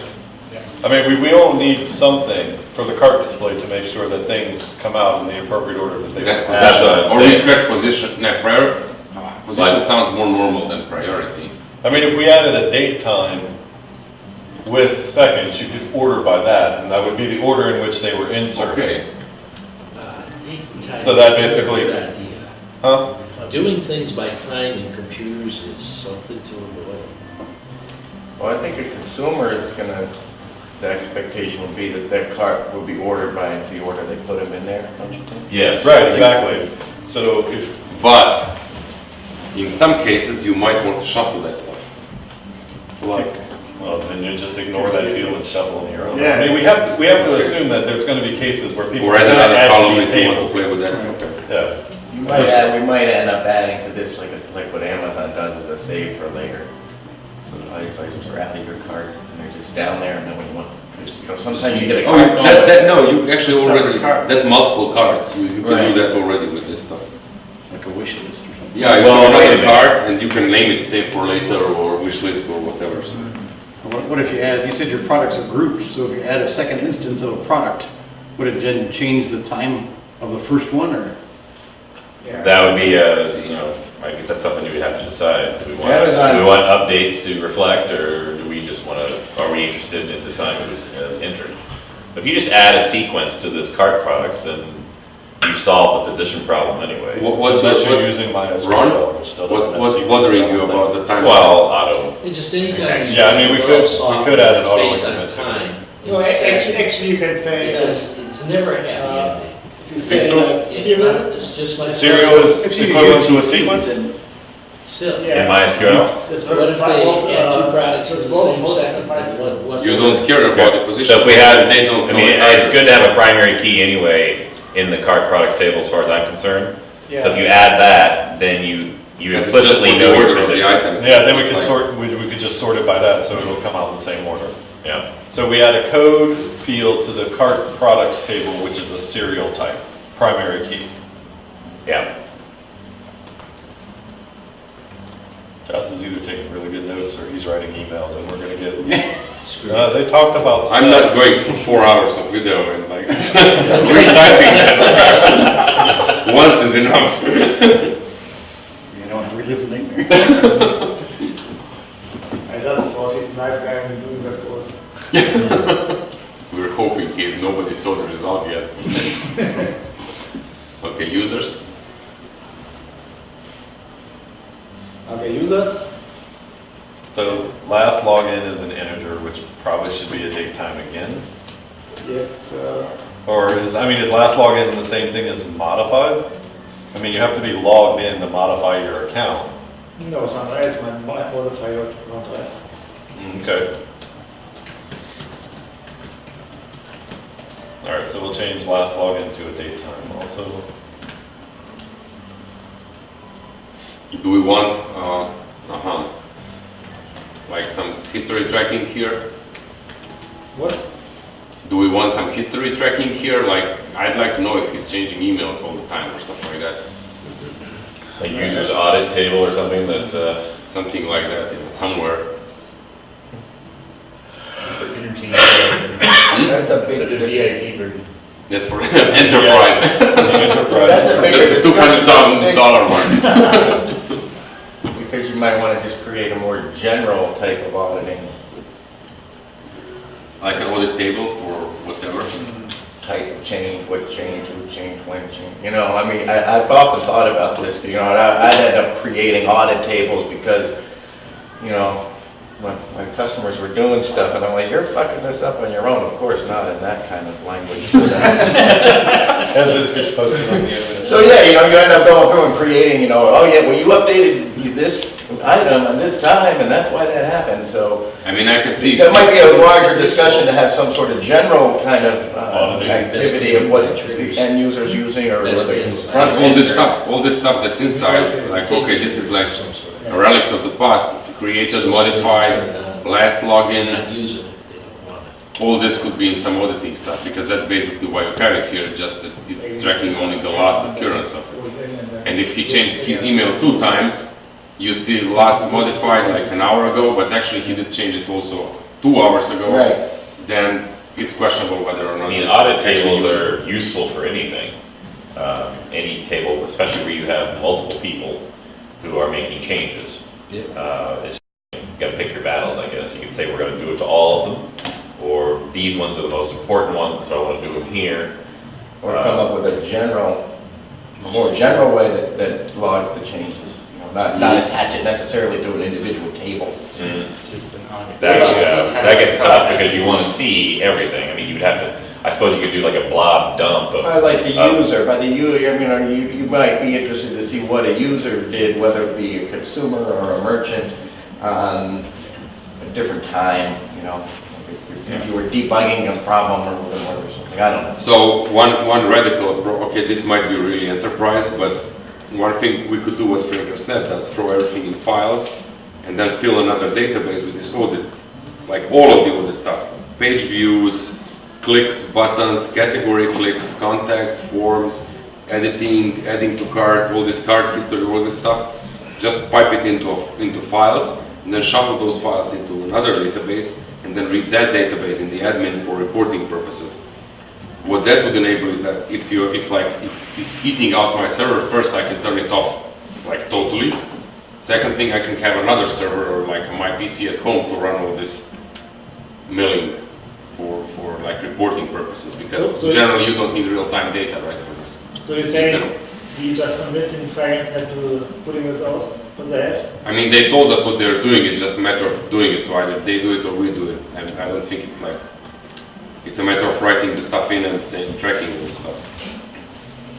But that would enable the user, like a semi-developer user, to add stuff. He can say that, in that case, he can say, I want to track this part, and he gets it in his reports, right? This separate part, but I think it's more flexible in that way. You have like log What do you think? statements in like the user maintenance page and then that log to a file and you could uncomment. Right. It's poor man's auditing, but Something like that, yeah. What about I don't use triggers very much stylistically, but what about table level triggers? Where you could. Yeah, I mean, that's the straightforward way to do it, is that you have a structurally duplicate table Yeah, that every time a change happens on update, you write the old record to the audit table.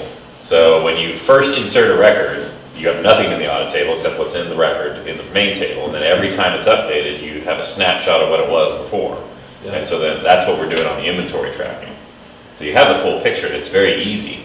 It requires one table for each And table that's- you want to audit. And then with MySQL and Postgres, that's easy to turn on and turn off. In Postgres it is, in MySQL, I mean, it has trigger, and it has Somebody told triggers me that now. it's inconsistent, you told me Some that of the it's debate- inconsistent, Some of, all this logging. The logging? No. That's query logging, sorry. Yeah, Sorry, it's not sorry, inconsistent. I mean, it just, you have a picture, inside of a trigger function, you have a picture of the old record and a picture of the new record. You're just going to insert that picture of the old record into this tracking table that mirrors the production table. It wouldn't be inconsistent. But it means you have to have, one for each table that you're interested in. It also means, when you change a table, you've got to adjust your tracking table to accommodate it. So, it's not without its maintenance issues as well. yeah.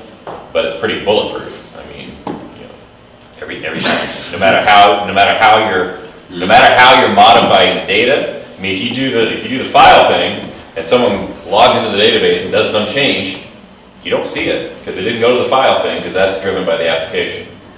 So could this database stuff be connected to the sessions, like you would have past session history?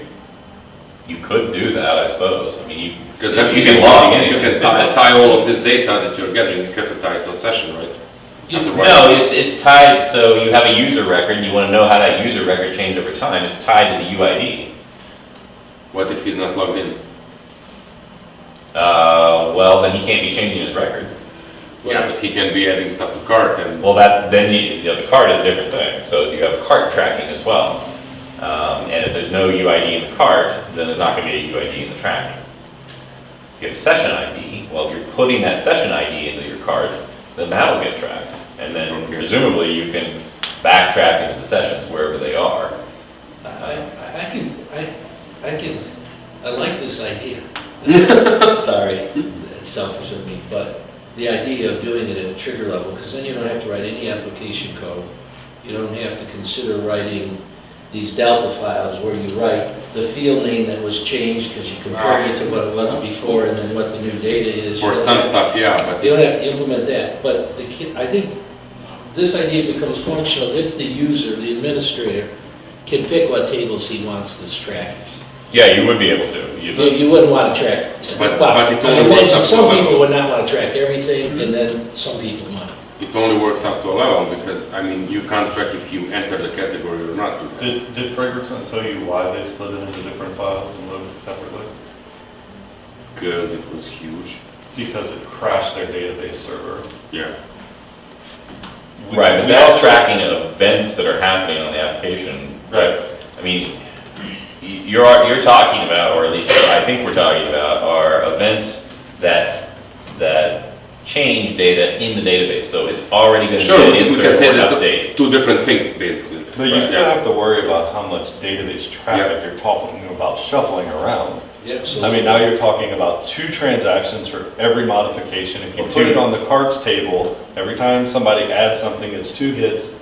It's I mean, 2 yeah. records, it's not 2 transactions. I do Two it as a records. separate reporting engine, just like completely shove it I'm out. just saying, you gotta watch how much database traffic all this stuff creates. It sounds great but, you know. I don't think, Yeah. I don't think we've ever had a problem where, you know, these automatic triggers that are just inserting rows for audit purposes, have created any problem. Now, if you have, Yeah, but that Crazy, company's yeah. got like 600 million different servers and they're all massive. Is that gonna work No. on a 1 gig GPS?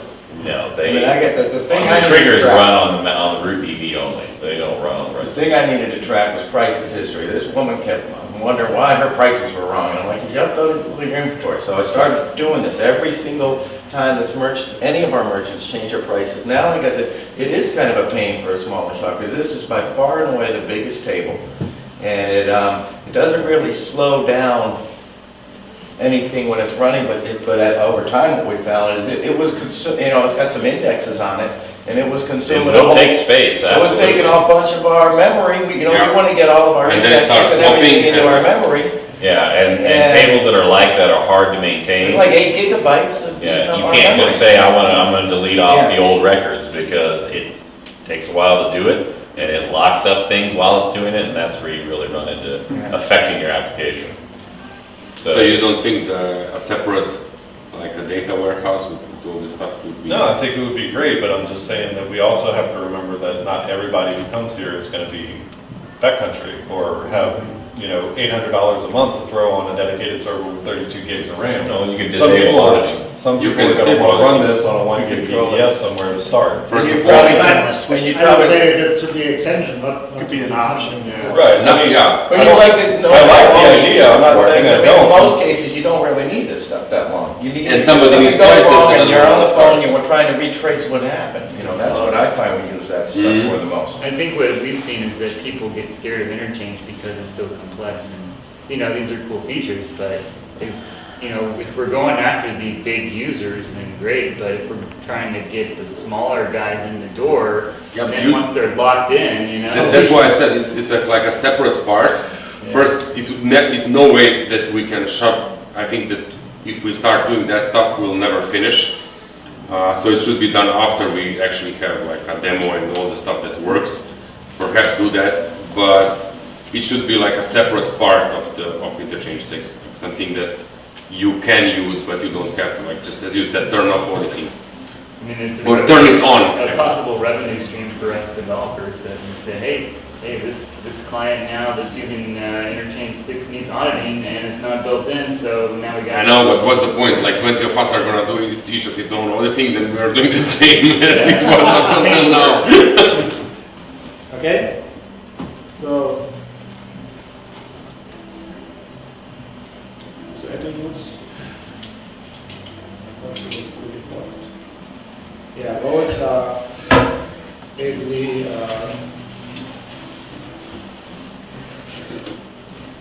roles, a user can have multiple roles. So for example, user can be admin, user can be a retailer, user can be whatever. User can be editor for some content.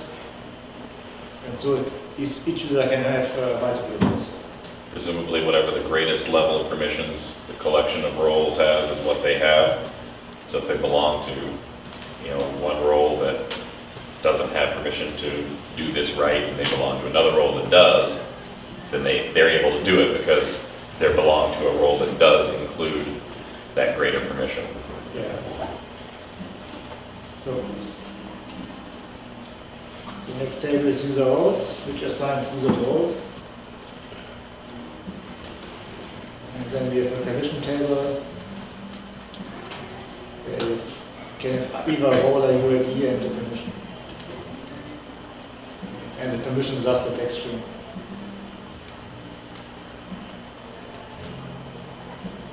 Should the permissions just belong to the roles? Yeah, usually yes. Usually? Okay, so Sometimes can be useful just to assign one user, one permission. Yeah, but you could do what Postgres does, like assign default role with the same. Like when you create, I think that Postgres does that, right? When you add like a user mark, it gets like a role mark by default. it is a role mark. They just call it user because that's what Yeah. it used to be. It's a role that can log in is what it It's used a to role that can have like other roles. be. Oh, yeah. Yeah, you can assign other roles to that. So we can just drop users and do the same as Postgres does. I think they have a really good system for this. Well, at the very least, if you would need it to not be not null, because if it's only sometimes for users, you can't have it be not null and enforce your foreign key unless you're talking about creating a Okay. sys.dual dummy kind of thing in the user table so that it would be 0 is the non-user user or something like that. No, I think you was right. I mean, we shouldn't do that by default, but if you have this corner case that the single user needs a single specific permission, we just create a role for that user with that name. But why should we just call them roles? Yeah, Together and just like. That's fine, I'm for that. User can be a part of another, role can be a part of another role, and it's much more flexible and you solve all of your problems. Yeah, but I think that's just too complex. To have roles contain roles. Same as this. Why? Why not? Just have the same amount of data and that's more flexible. I don't know, just, you're calling them users here, but I might not have users. I might have like, I don't know, whatever permissions, not based on users, computers, for example. Okay, but they're based on roles, that's fine? Yeah, sure, but you don't need the user table. Why not? You just need a role and a role parent, like a role member. But a user could have multiple roles. But I think Postgres does it in a way that a role can have multiple roles, Okay. right? Yeah, maybe. But in Postgres, the user has a first name and last name and stuff like that. Yeah, I don't mind having I don't mind having the user table and then the role. I mean, Okay. I was talking about the permissions table, so. yeah, the permissions table seems like we could move that into the actual roles table. Well, no, because a role can have multiple permissions. Yeah. Okay. But I don't see why you would need a direct link to the user in the permissions, because Oh, any okay, I see user what should you're saying. acquire its permissions From from the its role. role. Yeah, Yeah, so permissions should link back to the roles table, but it doesn't necessarily, it shouldn't link to the user. Because the user inherits the role, which then inherits the permissions. right. Okay. So we remove the UID from permissions. Okay. Okay. Yeah, user roles I'm good with. All right, and we're down to addresses. We're getting closer to beer 30. That's beer 30. Shush. It's 5 o'clock somewhere. All right, addresses.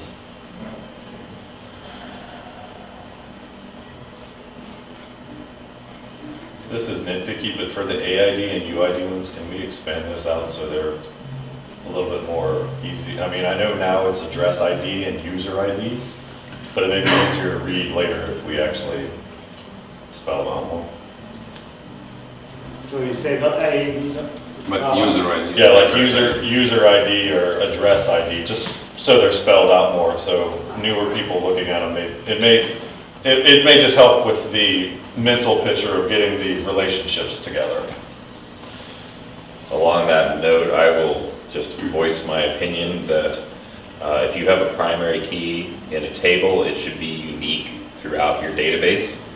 So the whole use of the code value repeatedly for primary keys, I personally find confusing.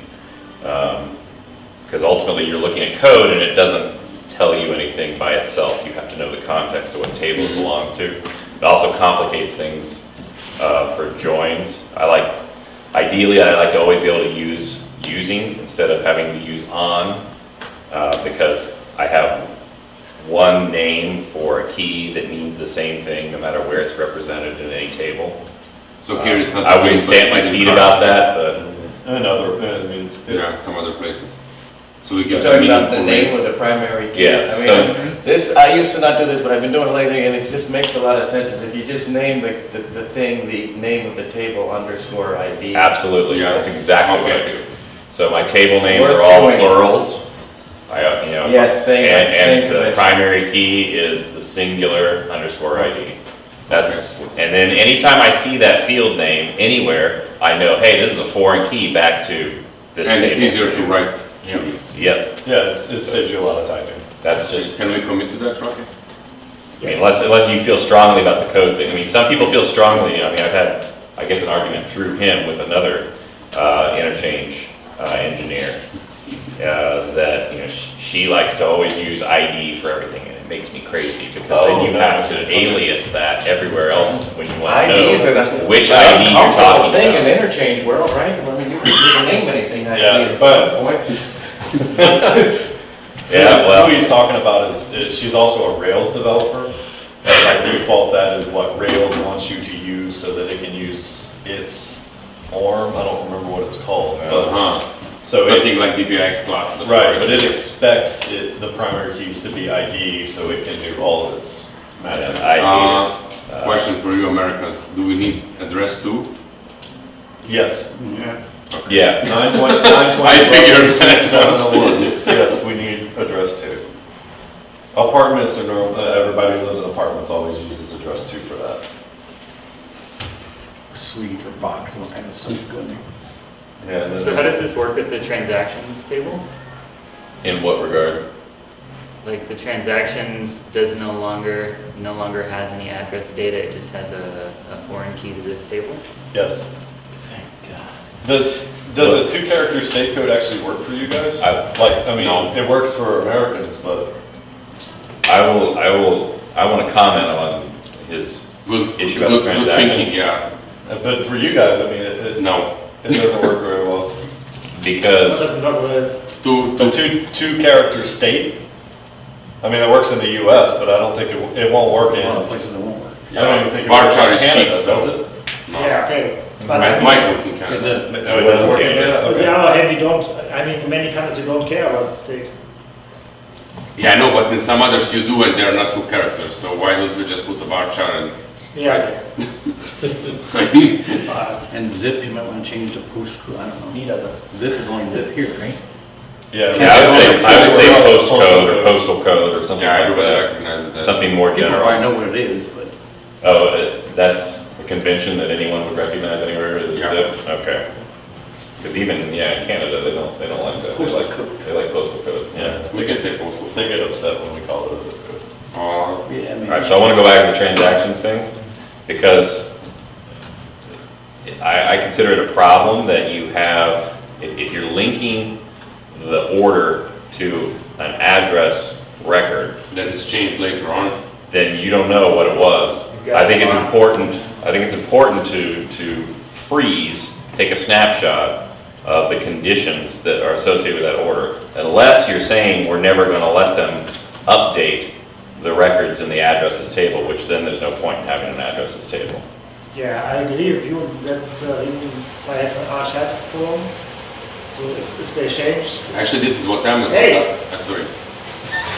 so if they change the address, the old address goes into archive and still the reference for the order, it's ideal.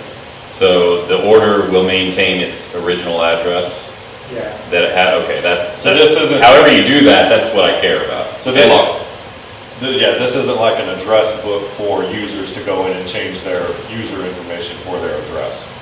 This is just basically the address information for this particular order. Well, why couldn't it be both? Well, if you're gonna have that, you might as well stick it in the transactions. Yeah, thinking that that's the address book, if we're gonna have to order place. I think that Amazon does it in a way that if you change it, basically you go to change it, but once you change it, it creates a new record. If you see my point. You just load the old data and then you click save and then you get a new address, which is of course, then it depends whether it's checked or not, but like the old one sticks there until you delete it, which would be Ruckus archive.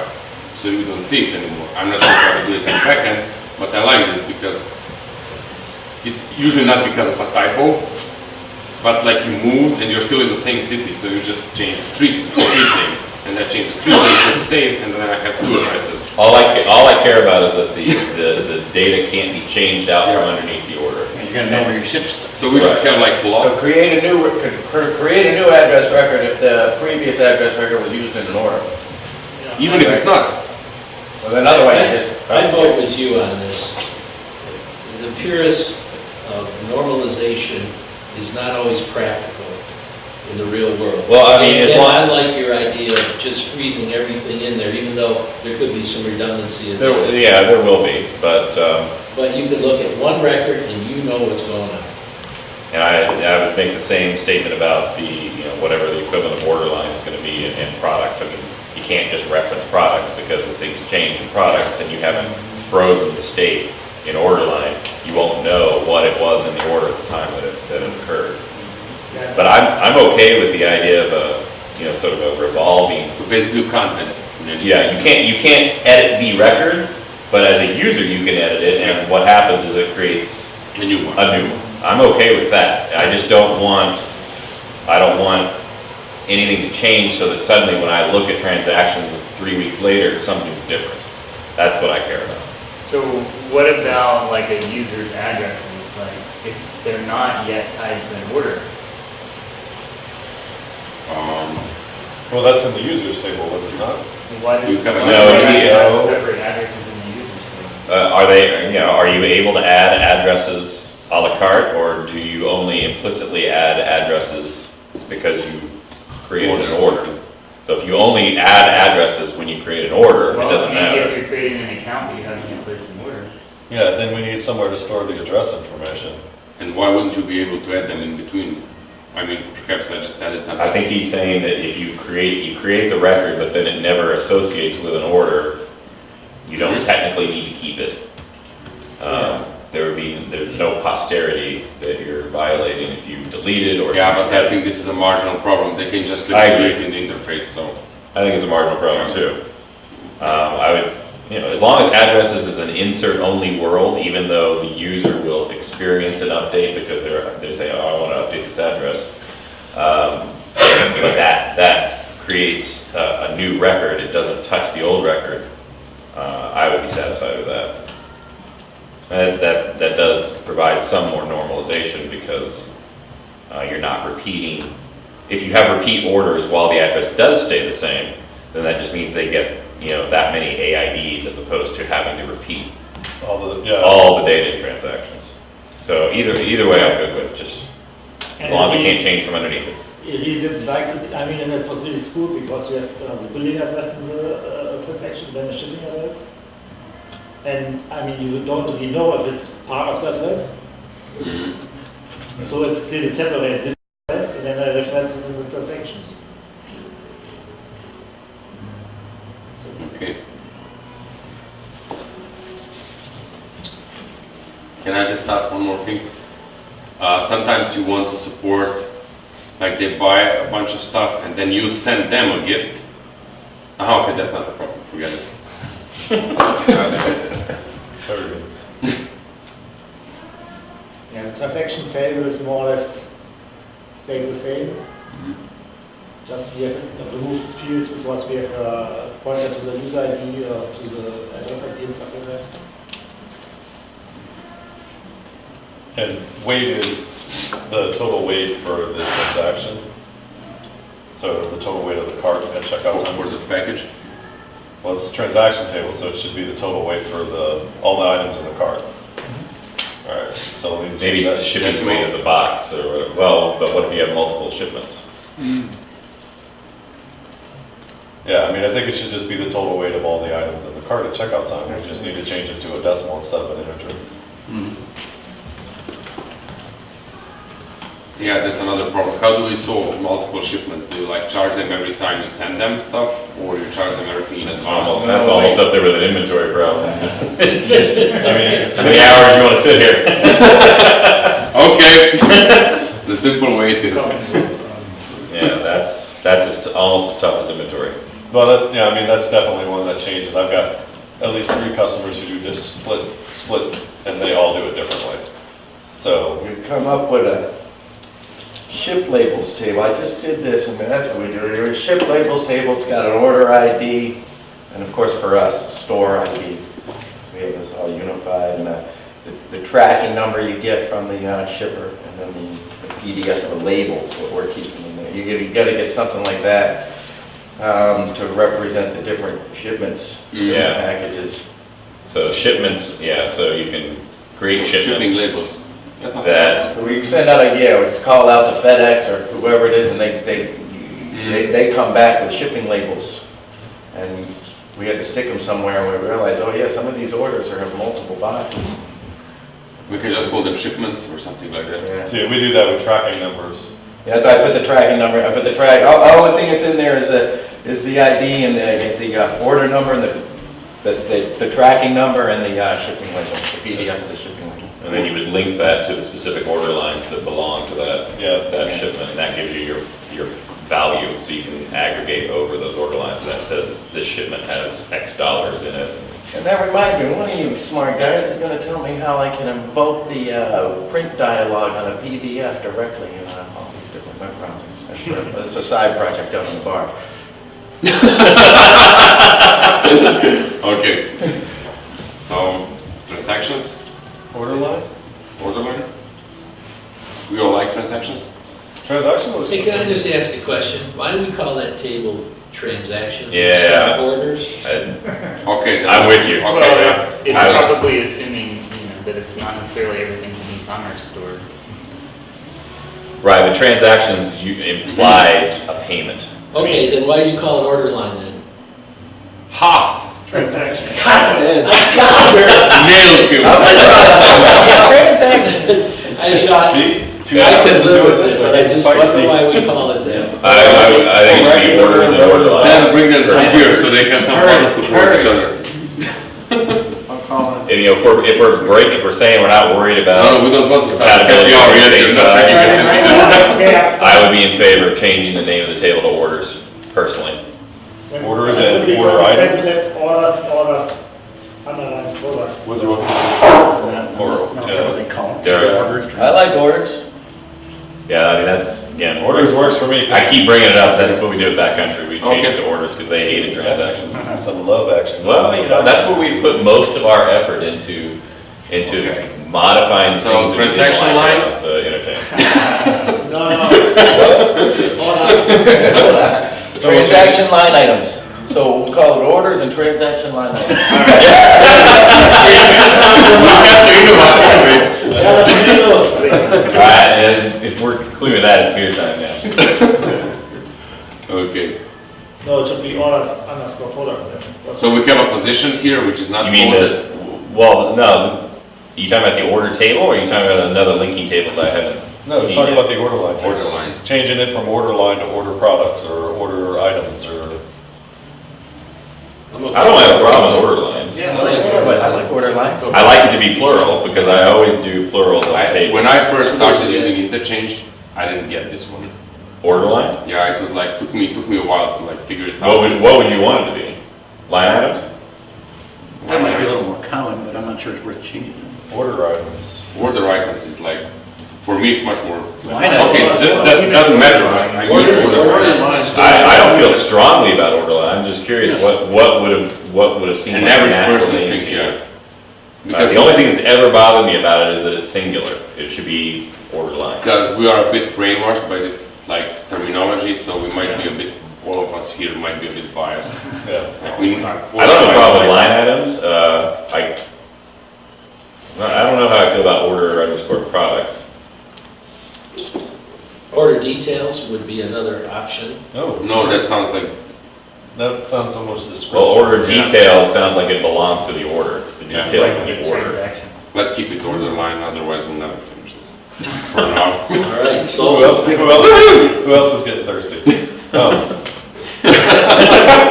The only question I have about that one is quick, it's the quantity shipped field. Should that be a linker table instead of being in the order line? Because if you do, for whatever reason, and some people do this, where if somebody comes and buys 100, they'll ship 50 in one shipment and the other 50 later when they get some in stock, instead of canceling the line item. Okay, So- we're not gonna do Oh, back that- orders now. Back So- orders, inventory, and what else? Yeah, Well, payments, the full that even screws up the shipments table idea, because the shipments table idea is predicated on this order line shipped with this shipment. But if we're saying that this order line partially shipped with this shipment, All right, we leave it as. no, I'm saying that that's, Yeah, Well, I'm It's just more wondering, what's the relevant. point of having, if we're gonna go with the all or nothing concept, then the field doesn't really need to be there, because the idea is if the status is shipped, they all shipped. But if we're gonna think about partial shipping on a particular line item, then it makes sense to have a linker table that we can figure out, okay, on this thing, we shipped 5 here, 10 here, whatever. and then So we those just- are tied to the shipments And table. those are tied to the shipments table, so to make it easier to get out the door, I would say just remove quantity shipped, and then when the status goes to shipped, it's an assumption that everything's and like Josh said earlier, if somebody actually has those requirements, well, it's more money we get to make by charging them to fix it, and then we commit it to the core and We everything. call that fill or kill. The You merchant, fill it all or you kill it. I mean, our I customers get the really point. want you to edit an Kind of order, understand we it. had to create a way for them to edit the order, and Got it. so, once you hit ship on it, and once you capture the credit card and hit ship, and then that's frozen out, you don't get a link to edit anymore. It's one way to handle that situation. All right, so we'll remove quantity shipped, and we'll basically, for now, say that it's all or nothing. And then if we need, any customer has the need for partial shipments of particular line items, then we'll worry about it from there. Okay? Payments. Why don't we just call this payments? Which table? Payment transactions? What is this? Because transactions used to be taken. You could either call it transactions, which I think, Or payments? we typically call it payments, and that's because we didn't want to conflict with transactions, but now I'm used to payments. I think it's a little less ambiguous. I mean, if you say payments, you know exactly what you mean. If you It's say money in, transactions, money out. Transactions can be anything. I think most people would think of money as transactions, but they might think of database, so they might think of, So is this to record multiple payments in the same order? Yeah. yes. If they It all- sometimes they make a mistake and then you want to keep the error because if they're calling you and stuff like that. Well, what we do is this allows us to keep a record of every actual communication with the gateway. So we have a record for the authorization, we have a separate record for the capture, we have a record possibly for a credit or, anything like that. the standard interchange way of just updating the transaction ID in the transactions table, you've lost everything before that point. And with money, it's too critical to let you do that. So all of our clients that have, serious transaction requirements post-sale, we always create a payments table for them so that we have a full record of every one of their transactions and what those IDs were and what the amounts were and all that stuff. Yeah, we use it too. For some gateways, you first get a session of the payment gateway, and you get a session ID, which you then use in the form, and you record this thing also in this table. Because also interaction with the payment gateway. Yeah, I mean, if it needs to be there, if that's an element of some of those. I don't know if that's typical for European as opposed to US. I guess we don't really get session IDs from PayPal that we need to track. Because once they've gone through the validation and come back, at that point, it's kind of like it's just a credit card that you... Once you close it, you don't care anymore, right? Right. Now you've got this thing that you can authorize against like it were a credit card, and you can capture against and all that stuff. So even though you need the session initially, so for that back and forth, you don't need to preserve the session. But yeah, I got no problem with that being in there. I mean, I would say to change the name to payments personally. Okay, Yeah, I agree. so that's it. Yeah, settings. Okay. Settings and sessions are the last two, And then we can do. I think Mike's gonna want us to review all this stuff. No, please, no. Should we go? One by one. We'll do it in the bar. Mike can have all the. I haven't lost my ability to read yet, so. We'll hook that video up, Mike, and you can watch the whole thing. Like 3 beautiful hours It's only two. so far. Oh, no. Now settings basically the way to have a dynamic configuration for the client, also for multiple sites, running from one instance. So site is like for a multi-site setup? Yeah, we did this for Chateau. Yeah, I know. And scope, Settings kind of like the variable table. Yeah. Okay. and scope is, scope is scope, okay. I'm getting a canopy scope. Well, scope is like we have for this multi-site thing we did. We also made the plan was, but never went out. But the plan was that there were different companies, so they have different contracts with payment providers, and then we have just a tag for Ogon. So we can just follow with the site, and for Ogon we can put all the credentials. Can we like, I'm really a person that doesn't like these general words like value and stuff like that, which basically means nothing, and we're just introducing new terms. And okay, I understand that we can't get by value, but what about site? Can that be renamed to store or store name or something like that? Something more obvious. Okay.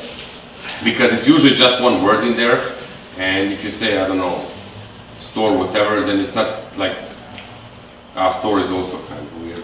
I bet you'll find some domain names in there very quickly if you use site. Yeah. Yeah, okay. Well, it's kind of the idea because if you put the domain name in, you can, if it's a multi-site, And in website one just sounds application, the data will see which store it belongs to. Nowadays 32 won't cut it. That's what I was gonna say. Yeah, if you were really thinking We of don't having wanna- domains in there, you'd want that much bigger. And just Completely use, forget the password. Is there- Just call it catalog. is it any faster if you use varchar like 32? Why does, you can just use 255, right? There's no big difference. Yeah, in fact, go ahead. Now when it comes to varchars, Yeah, chars make a difference. Varchars. because they take the Varchars space. shrink down to the largest record allowed in there, whereas chars. Allocates size memory in allowed. advance, right? Yeah. Postgres. It doesn't matter that much unless you've indexed them anyway, so, right? Yeah. Postgres says don't use varchar at all, always use text. But you would index site in this example. So. Right, well, in Postgres, you can index a text field. I know that's a limitation on MySQL that you can't. For a reason. I don't you think it gets like too much of index? It doesn't make, I mean, for Postgres, a varchar is a text field that it arbitrarily will Shorten. throw an error if you put in data that's too long for it. Mhm. So that's their argument, is that you get nothing from varchar. It's the same data under the hood, and if you really care about constraining your data, use a check constraint. Don't use something arbitrary like that. Okay. But I know MySQL is different, so I understand why you would want to make that distinction between when you use text and when you use varchar. But as far as the size of the varchar, it should have no impact, unless someone puts in the big data. Then it's going to take the space, but that's why you have it that size, so that that's possible. Okay, So we just extend all of these to 255 and that's it. that's it. We just extend all of these varchars to 255 characters. Unless there's a specific reason you want to constrain it to something smaller. Now, of course, with MySQL, you can stick any. Well, scope makes sense. If you're gonna be indexing scope, I'd keep it down a little bit.